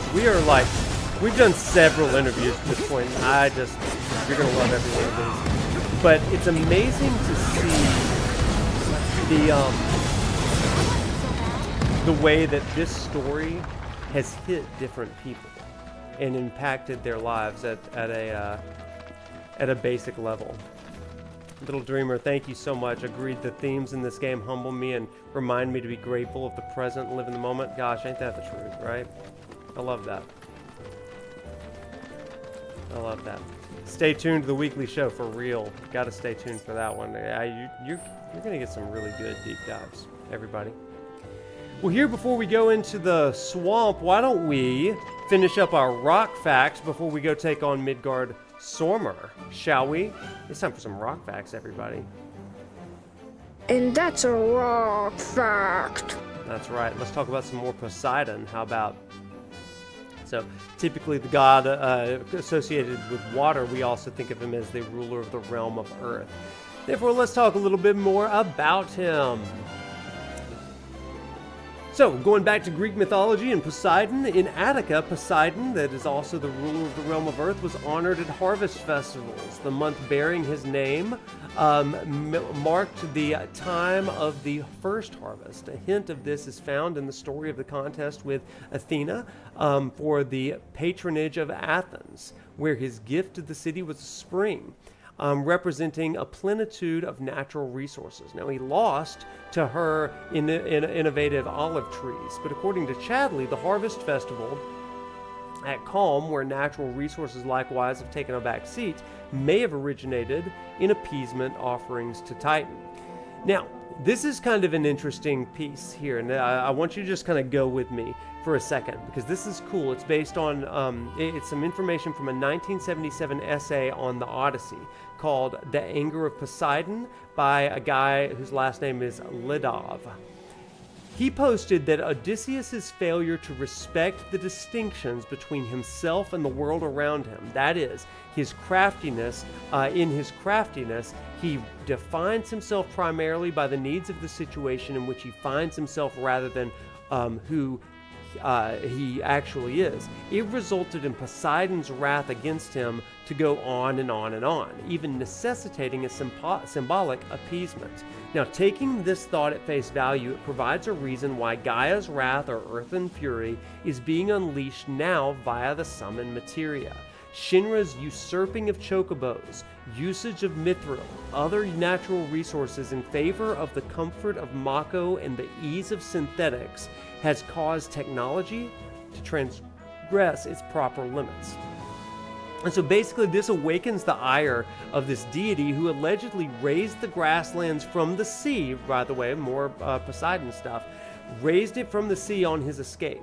Now, it may also speak to a in-game story about the search for identity for the party members and in general Cloud, and specifically Cloud rather, beginning under the auspices of a deity who is in analog for one associated with the boundaries of right relationship. Isn't that cool? Right? I think that's a really, really cool thing, right? So this is why this matters. Then we're going to go ahead to Midgardsormr. With that, let me zoom in here, because the relevant stuff I want you to take from this, because like hopefully this stream isn't just good for the head, it's good for the heart too.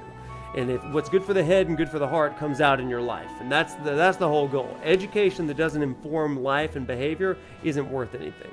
So we're trying to make it relevant to you. So here's the truth. The relevance, I love what the RA said here, that the truth and the wrath is out there. Video games are just as rife with reference and allusion as many other artistic mediums and can be just as valuable as any other artistic medium. That's a great relevance for us tonight. But myth continues to be one of our best resources for truth, which is different from fact.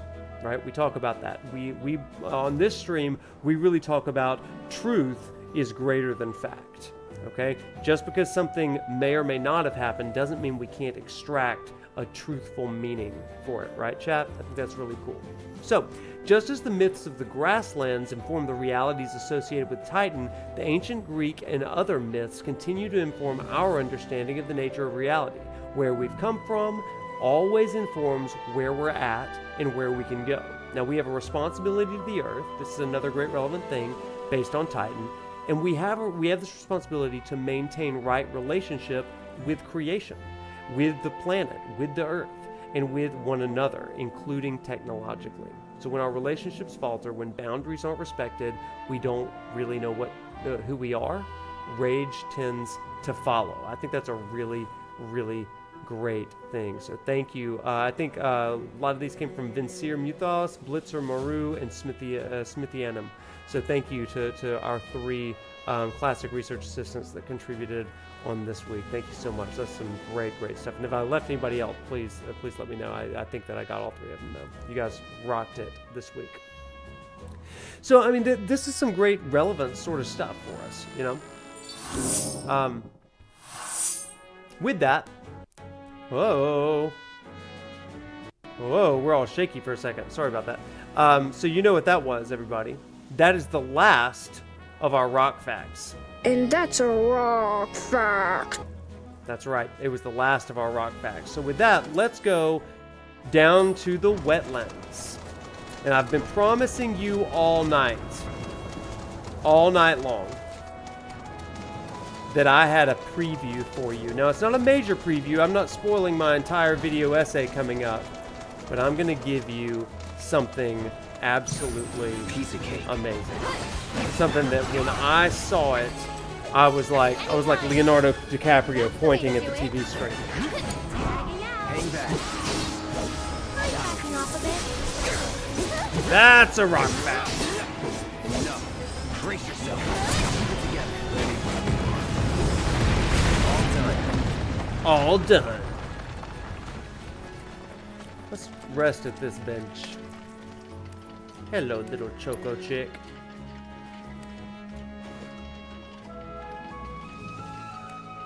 Yeah, we love Over the Garden Wall in this stream. Can we chat the Can we chat the chocobo? Yeah, we can pet the chocobo. Oh, hey, little guy, come here. Look at me. Look at me. Look at me. Just a good baby chocobo. We can chat the chocobo. That's so cute, even with your little seed butt. That's so cute. Okay. They're so cute. What did you miss, Trenton? More than I can even say. More than I can even say. But you have tuned in for just the right moment, because we are heading into the wetlands, the swamp. And it is time, everybody, to go fight the horrific Midgardsormr.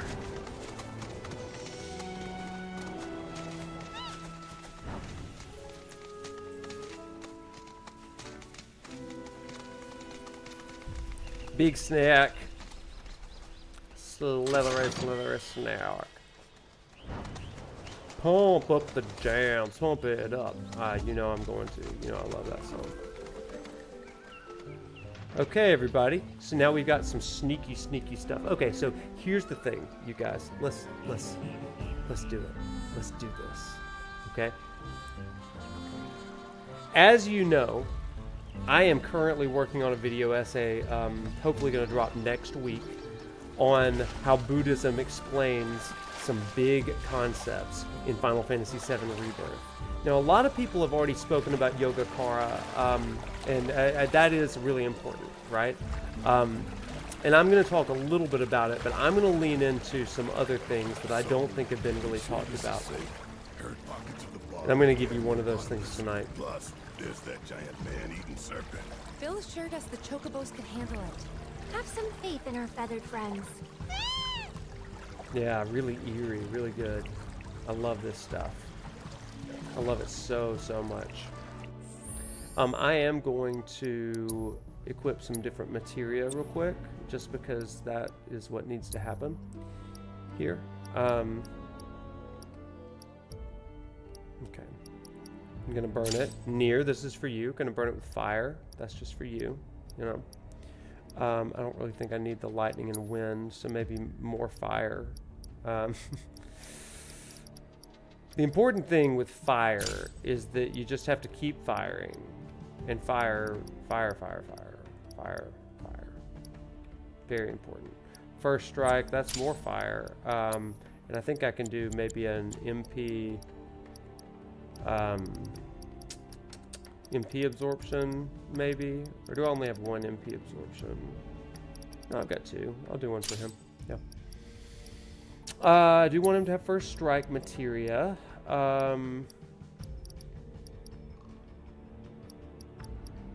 Nier is spoiled by fire and streams. Love that. It's a snake. Trogdor approves. Burninating the kingdom. Burninating everything. That is deep lore. The Hades armlet is perfect for this fight, is it not, Wiley? I agree. I agree. Freaking Yuffie's got my time materia. Not anymore, she doesn't. Cloud does. Let's give us some other stuff. Maybe some HP up. That could be actually really helpful for us. I feel like Tifa may be helpful here, but I know Aerith is going to be helpful.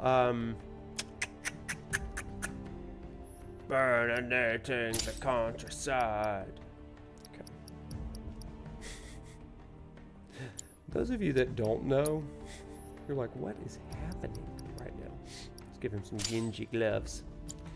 Meanwhile, for a Mystic Collar, I mean, I'm pretty happy with red stuff for the most part. We are going to maybe give him... forget that spirit up garbage. Let's give you synergy support. No, we're not gonna do that. What if we did? I mean, let's give him another elemental, right? That'd be pretty tasty, I'd say. I like that. And then Aerith, I mean, you know, powerhouse, magic girl. You know, we love you, girl. We're going to give you all the fire in the world. Because you can never have too much fire, I always say. I need more leveled up fire, though. So we may have to take one from old Cloudy Poo. So there's that. Comet, Cupid, Donner, Bloodstone. Yeah. Yeah, she's looking pretty good over here. Does she have healing materia? Not for everybody, she doesn't. And we really... I mean, it's a matter of, do I want to waste that on her, right? Because I really need her to just be spamming fire at all times on the enemy. So anyway, there's that. And we're going to summon Odin, excuse me, Phoenix. That's no question in my mind. Whistlewind and Genji Gloves. Oh, what are we doing over here? MP Absorption. We need... I guess we don't need MP Absorption, after all. So what if we did... A barrier wouldn't be the worst thing for us, to be honest.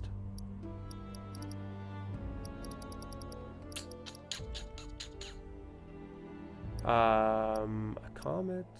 No. Binding. Poison's not a bad idea. Does he have a revive? Yeah, okay. Gotta have a revive. Not that I'm not completely convinced of my powers, but limit siphon, that's pretty good. Okay, you'd be a responsible parent. Yeah, fire. Yeah, past the youngins that don't know the glory of Trogdor. Yeah, isn't that the truth? Okay, so I'm feeling pretty good. And as you know, like I said, back to what I was saying, we are currently working on a deep dive into Buddhism. Now, I'm not going to give you the full story, but there's a really amazing moment in the story of the Buddha, Siddhartha Gautama, who he kind of let me watch this cutscene first. Over there. It's Sephiroth. What?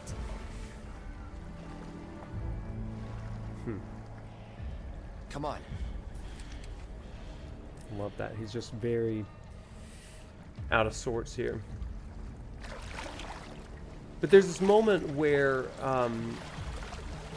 he's trying to reckon with the suffering that he's seen in the world, and one of the ways that he does that is through intense meditation. So he goes under this tree, No. the Bodhi tree. Reunion, yeah. And as he's meditating under there, and this is what's important, chat. As he's meditating under this tree, he's met with all of these temptations. And once he kind of attains enlightenment after 49 days, a great storm comes up and there's rain and all of this stuff. And the danger is he going to be distracted and lose out on this enlightenment? And you guys, there is a really, really cool moment that kind of happens in that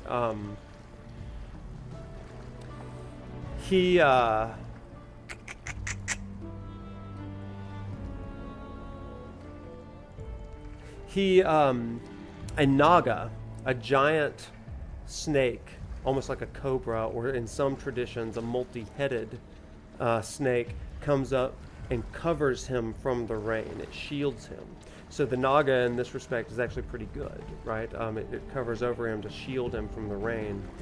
And it's kind of a fascinating sort of thing how this snake is used to give the Buddha a moment of enlightenment and to preserve that enlightenment for him. Kind of interesting stuff, and I want to show you something that made me like Leonardo DiCaprio at the screen. Is that really dry fast. land I see? Let's go. Here we go, everybody. Easy there. What the?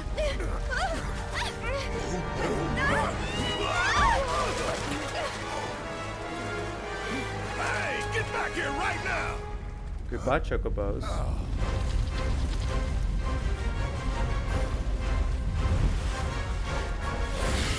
Whoa! There he is. Disguised itself as an island. Gee, I hadn't noticed. Focus. Okay, we got to look at this right here, okay? This is an iconic moment. So what I just told you about the Buddha, about how the snake comes over Siddhartha Gautama and kind of shields him so that he's able to maintain this intense focus of clarity leading to enlightenment. This is such an iconic sort of scene because I want you to see this, right? So cool. In a lot of Buddhist temples, in a lot of Buddhist traditions, I want to show you a statue that we sometimes see. Are you ready? Watch this. Look at this right here, you guys. It's a picture of the Buddha right here, just in front, or with the snake covering over. What a shot, indeed, right? And so we put this right next, and what do we have here? But something incredibly similar to this. Now, why would they do this? Why would it look so interestingly, like thematically at least, similar? And I have a lot of ideas about this. A lot of ideas, especially for some of the things that happen at the end of this chapter and then on into the future chapters.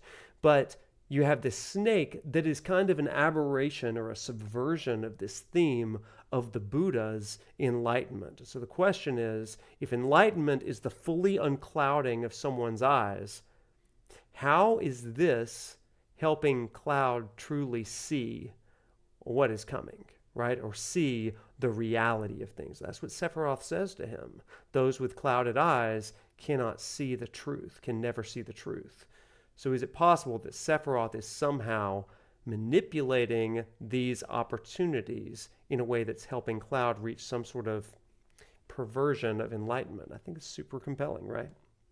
Okay, that's my little preview of my piece on Buddhism. Are those snakes portrayed there as domiciled? So they're domicile. They are. They are not aggressive like Midgardsormr. Instead, they are preserving and protecting the Buddha's connection with enlightenment, right? Whereas this one seems to be an opportunity for Cloud to see things, especially once we beat the Midgardsormr. So remember that if we beat Midgardsormr. So let's get your death counts up, okay? Let's get your death counts. How many deaths do you think I'm going to experience tonight? If you get it right, I don't know what I'm going to do. I mean, I'm going to give you props, but you'll say 7 again. Final Fantasy 7. Fastest says 3. Lady of the Rings with 2. Crazy Doc 2. Jedi, you're saying 5. I love that none of you are like, you're not dying 0 times. That's impossible. Chrono Drifter, you're like first one. Wiley, you're like 1 shot too. I love that. Let's find out. But either way, we are going to crank up the music. You're going to hear me scream a little bit because this is a scary fight. If you need the music raised, just let me know. Now let's fight this snake, baby. This slithery snake. Let's go. The death counter is at the ready. Okay.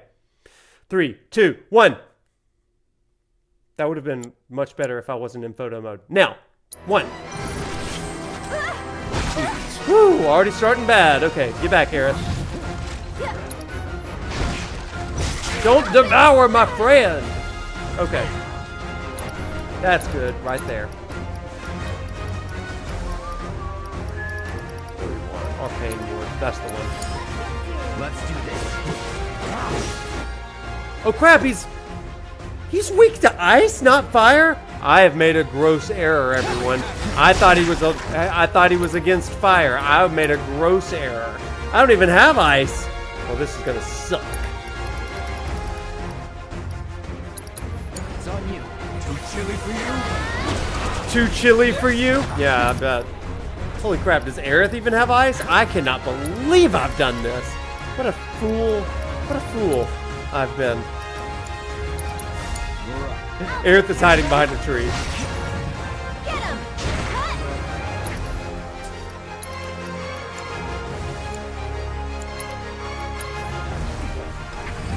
One more shot! She also does not have it. So this is going to be a real difficult fight.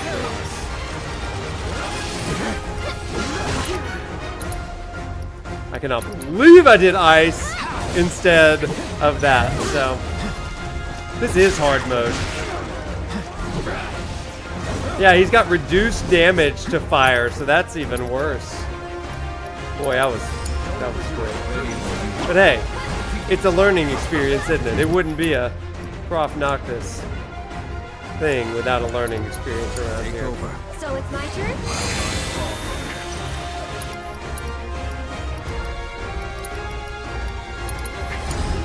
Hang back. Strike at his head. Careful. This thing's already pissed off enough. Hey, thank you.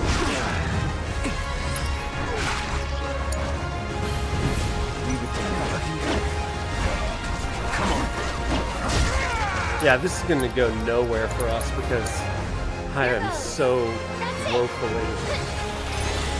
Get out of the water, Aerith.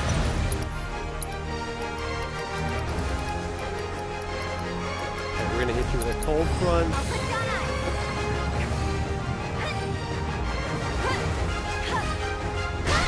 Oh, ow. Stay out of the water. No. I got it.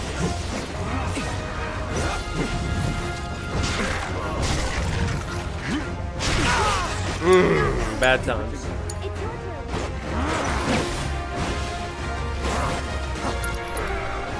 Oh, we're about to get. I'll show you what I can do. This one's for you. It's coming. Woo! Goodbye, Aerith. Oh, ouch. I'm feeling pretty weak. Hang back.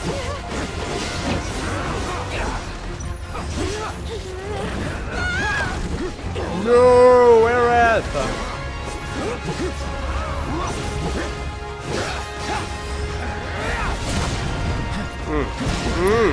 Well, this is going well. Aerith, no!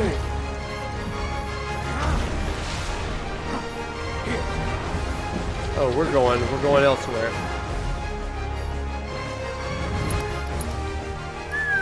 Oh yeah. Go ahead and limit break that. That'll be fun. Oh, we're gonna miss. It was a waste. Yeesh. Aerith! Yeah, it's all Nanaki at this point. All Nanaki.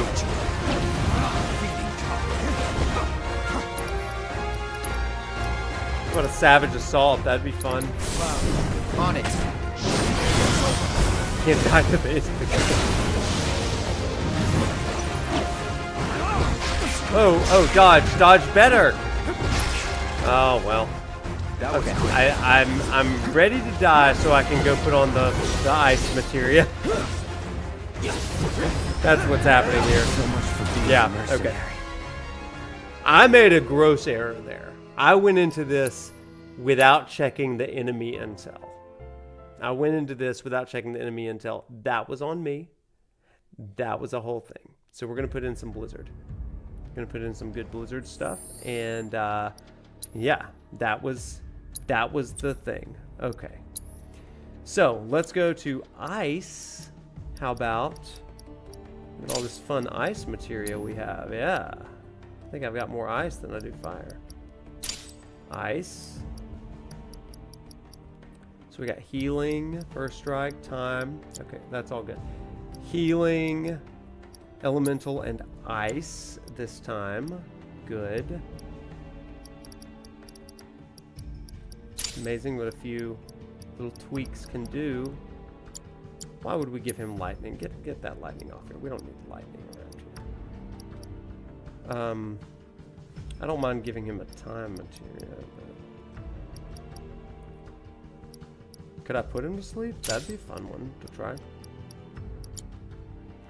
And as for you, Aerith, I think I'm going to give you a synergy ice so that you're just constantly casting ice for us. Instead of Comet, because that's not fun. Okay, we'll get to that. And then we'll also give you some ice here. Okay. Okay, I feel a little better now. Though I may want to use Barret, to be honest, because that ranged attack is just so good. Okay, we got it. You'll get it first try the second time around. Yeah, thank you. Thank you for believing in me again. Okay, let's get in there. Is that dry land I see? It is. Let's go. Time to fight. Let's go. Ooh, not a great start, Aerith. Try using it. My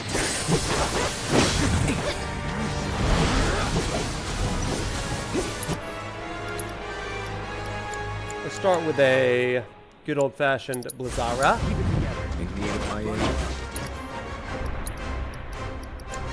How about a good old-fashioned Blizzara here, too? Here goes. You okay? Yeah, let's go. And count. One more shot. Get out of there. How about a, she's a haste on her, actually, and then... Woo! Wow. Gotta be careful. Can you heal us? Somebody?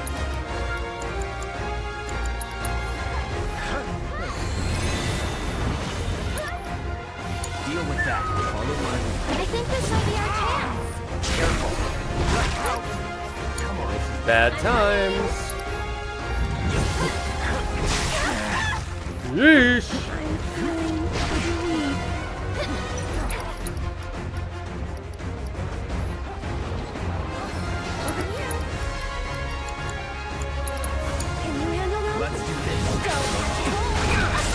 Yeah, let's go, let's go. Hit him, hit him, hit him. Hit him with a Curaga. Let's switch it up. No, Cloud. Dang it.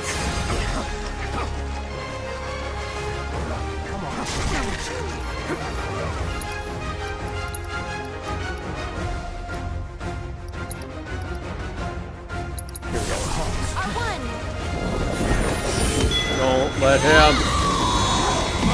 There we go. I love that.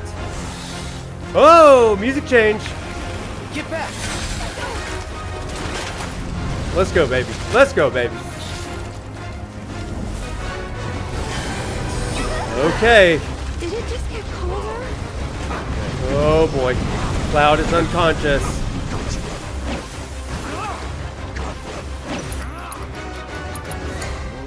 Sure. However I can help.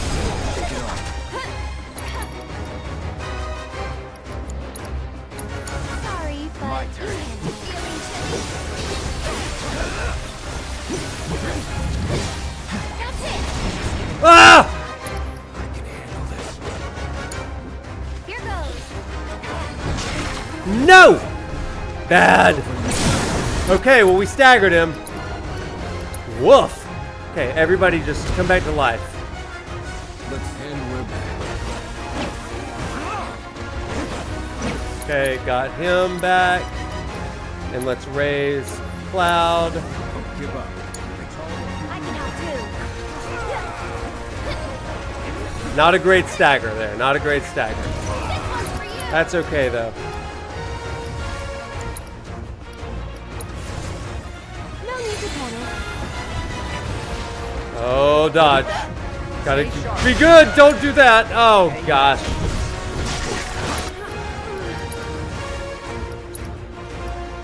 Partners in pain. Yeah, this may be a good move. All right, Teeth. Get in there.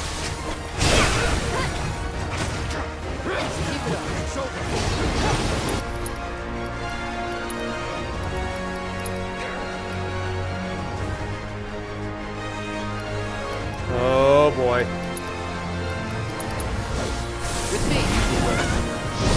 Crap! Oh, where are you, Aerith?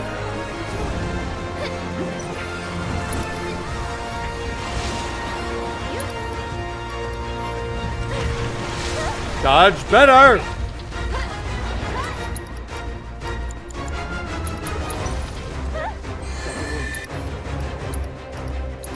Wait, Phoenix. Sorry, I know it's sudden. This song is so hype. So hype.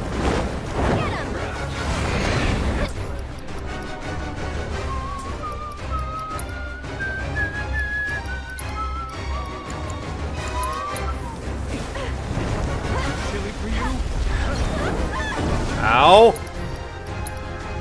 Oh, snap.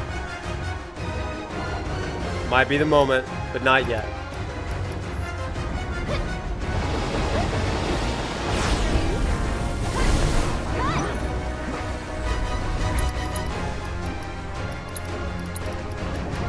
Oh boy! No, Aerith!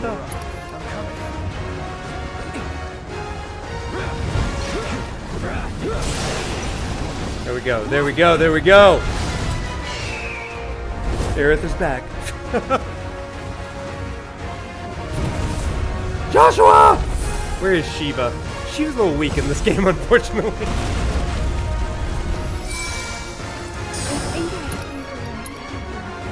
It didn't do great on her, but that's okay. Ah! Wrath of the Land! Bury you alive. Just like Titan. Let's go, baby! Look at him go. Come on, Red. Yeah! That's what I'm talking about. Ooh. Planet's protection. Why not? Oh crap, bad times. Bad times! Same, Barrett. But this part of the song is freaking baller, so we're good for it. Okay, let's do that. That wasn't what I wanted to do, but Ascension! Let's go. Wait for it. Come on, baby. Let's go. Nothing personal.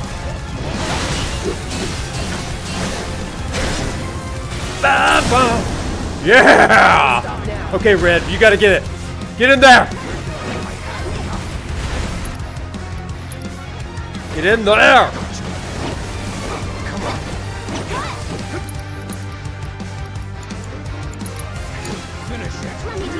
Come on, Eric! Let's give you a radiant ward. Yeah. Cloud. Oh, let's go here. This will be fun. That's what I'm talking about. Come on, Cloud. Woo! Lazaga. Yeah, let's go, baby. Come on. Bam. Bam. Boom. Again. Boom. Dodge. Ooh, you got to dodge better than that, Cloud. Big hit, big hit! Big hit, let's go! Come on, Sidewinder.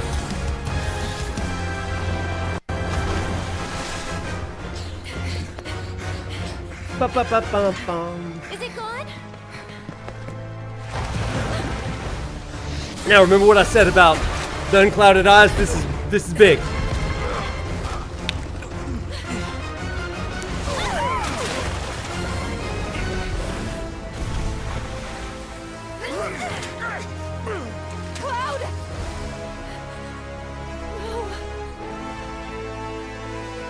Right. And that's a raw fact. Okay, big moment here. Watch this.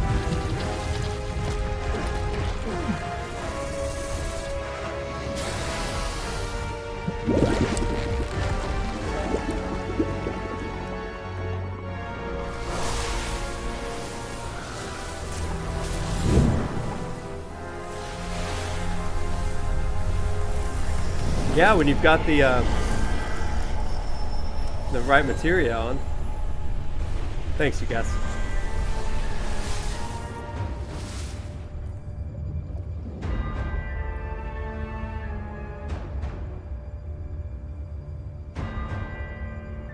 Look at this.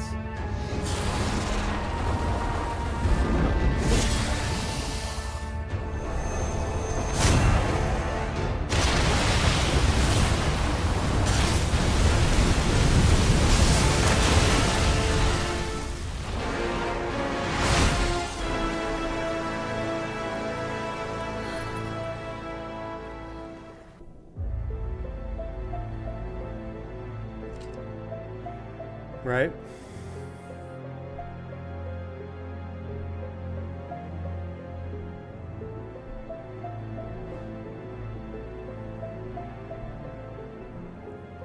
Yeah, he did. Sephiroth did that. Wakey, wakey. You remember who I am? Aerith. It's Thanks, good to have Chrono. you back, Cloud.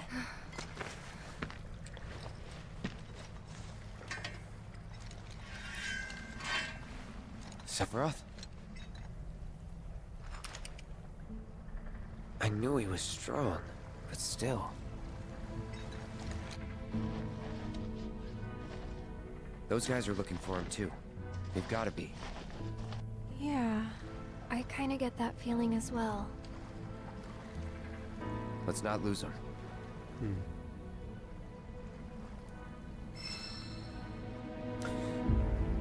So chat, what do you make of this idea that this symbolism of the snake kind of enshrouding, like I showed with the Buddha, right? And the snake imagery over Cloud. What do you make of that?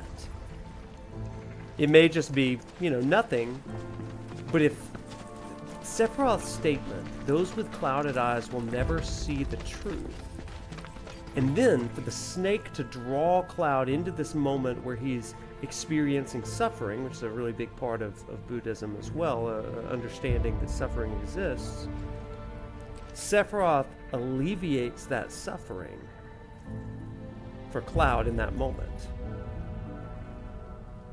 And in some ways, he's leading him into clear-sightedness. That's all the spoilers that I'm going to give you for my video. But that is, it's one small angle of where we're going in that video. So stay tuned for that one next week, next Wednesday night. You're going to love it. Thank you so much for Let Them Yeet Cake. Thank you for the sub and for the name. That is hilarious. I'm dead. That's so good. Jelly, I want to read this theory. People are popping off about it. Let me see it. I like that the implication here is that Cloud is the one who actually does this and just thinks it's Sephiroth, or maybe it's actually the first case of possession. Yeah, I think that you're right on to something. Right, dude? I think that we get hints of that in Chapter 9, where the others aren't seeing Sephiroth. The last time they really saw Sephiroth was in Shinra Tower, or excuse me, at the end of the highway in Midgar. That's when they saw Sephiroth. But now Cloud is just seeing these visages of Sephiroth in the form of these hooded guys, these robed figures, as well as just kind of in his own mind, right? He sees him in the inn and Calm, and maybe that's in some ways a connection to Broden, where he's kind of seeing, just because Broden is downstairs at that point. Maybe it's just something psychologically in his mind. Here, he sees him in the water, right?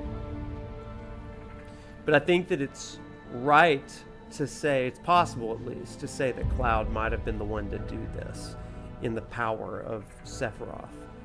And it's kind of like when Sephiroth says to Cloud what his mom said to him, right? In Chapter 2 of Remake, where Sephiroth says to him, you have to run, Cloud, you have to live.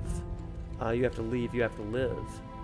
And so Sephiroth wants Cloud to be alive, so maybe through Genova, through his psyche, whatever it is, we don't really know. I don't really know. He's empowering him to live and to tap into a power that he doesn't have. And if you watched BioRox's interview this week, if Cloud's core fault is he doesn't think that he's strong enough, what level of temptation is there? What level of temptation is there for Cloud to just hand himself over? Especially at the end of this game, when he discovers he wasn't even strong enough to save Aerith. In his head he did. And everything that he believed, all these moments where he's the hero, is a lie. He entrusts himself over to Sephiroth, right? To gain that power, to be the thing that he's not. I think it's interesting to think about. So, lots to think about, chat. Lots to think about. So, yeah, I'm leaving you on a cliffhanger tonight. We're going to get into some good stuff in the coming weeks. And on Thursday night, we are going straight into the Mithril Mines. I'll tell you, Mithril Mines is pretty straightforward. It's not going to be a long chapter for us, but we're going to really mine the depths. We're going to get into some really, really good stuff. Specifically, hearkening back to my conversation with Schrodinger's baby seal. So, thanks Care Bear for the follow. Appreciate you. But you're gonna love that. Okay, with that, everybody, I hope that you have a phenomenal evening. We are going to be back on Thursday night. Before we go, though, if you want to hang around for just a second, I would love to see who else is on and maybe send some love to somebody. You know, I think that'd be a lot of fun. So let's see who else is on. And let's see if I can find any of the people that we are inviting over for an interview. I think that'd be a nice thing to do, to maybe raid some of them. Oh, thank you so much. I'm so excited that you're excited for the series. I really think you're going to enjoy it. We've got some great stuff coming. I'm really excited for it. So I think you're going to love it. Let's see who we can drop in on right now. If you just hang with me, I'd love to surprise raid somebody. For those of you that are over here on Twitch. Let's see. Is anybody that we know raiding? Hey, look at this. My dear friend, Eyes on B is raiding. You know, Yuna's raiding, and she's doing Final Fantasy 15. So I actually think that we should maybe go say hi to Yuna real quick. Just because she is doing the Final Fantasy 15, let's go show her some love, okay? So when we get in there, if you don't know Yuna, you're gonna love Yuna in Final Fantasy 15. Also, you may want to jump over to Eyes on B as well to just go say hi as well. But let's go raid Yuna since this is her first time ever playing Final Fantasy 15, okay? So show her all the love. Let's get in there and do this, okay? Everybody, love you guys. I'm going to see you on Thursday. Stay tuned. The best is yet to come. Bye, y'all. Let's raid. Bring the hype for. Let's go. Let's go, let's go. Everybody in. Everybody in. This is going to be so fun. Let's go. And we are raiding in 3, 2, 1. Boom!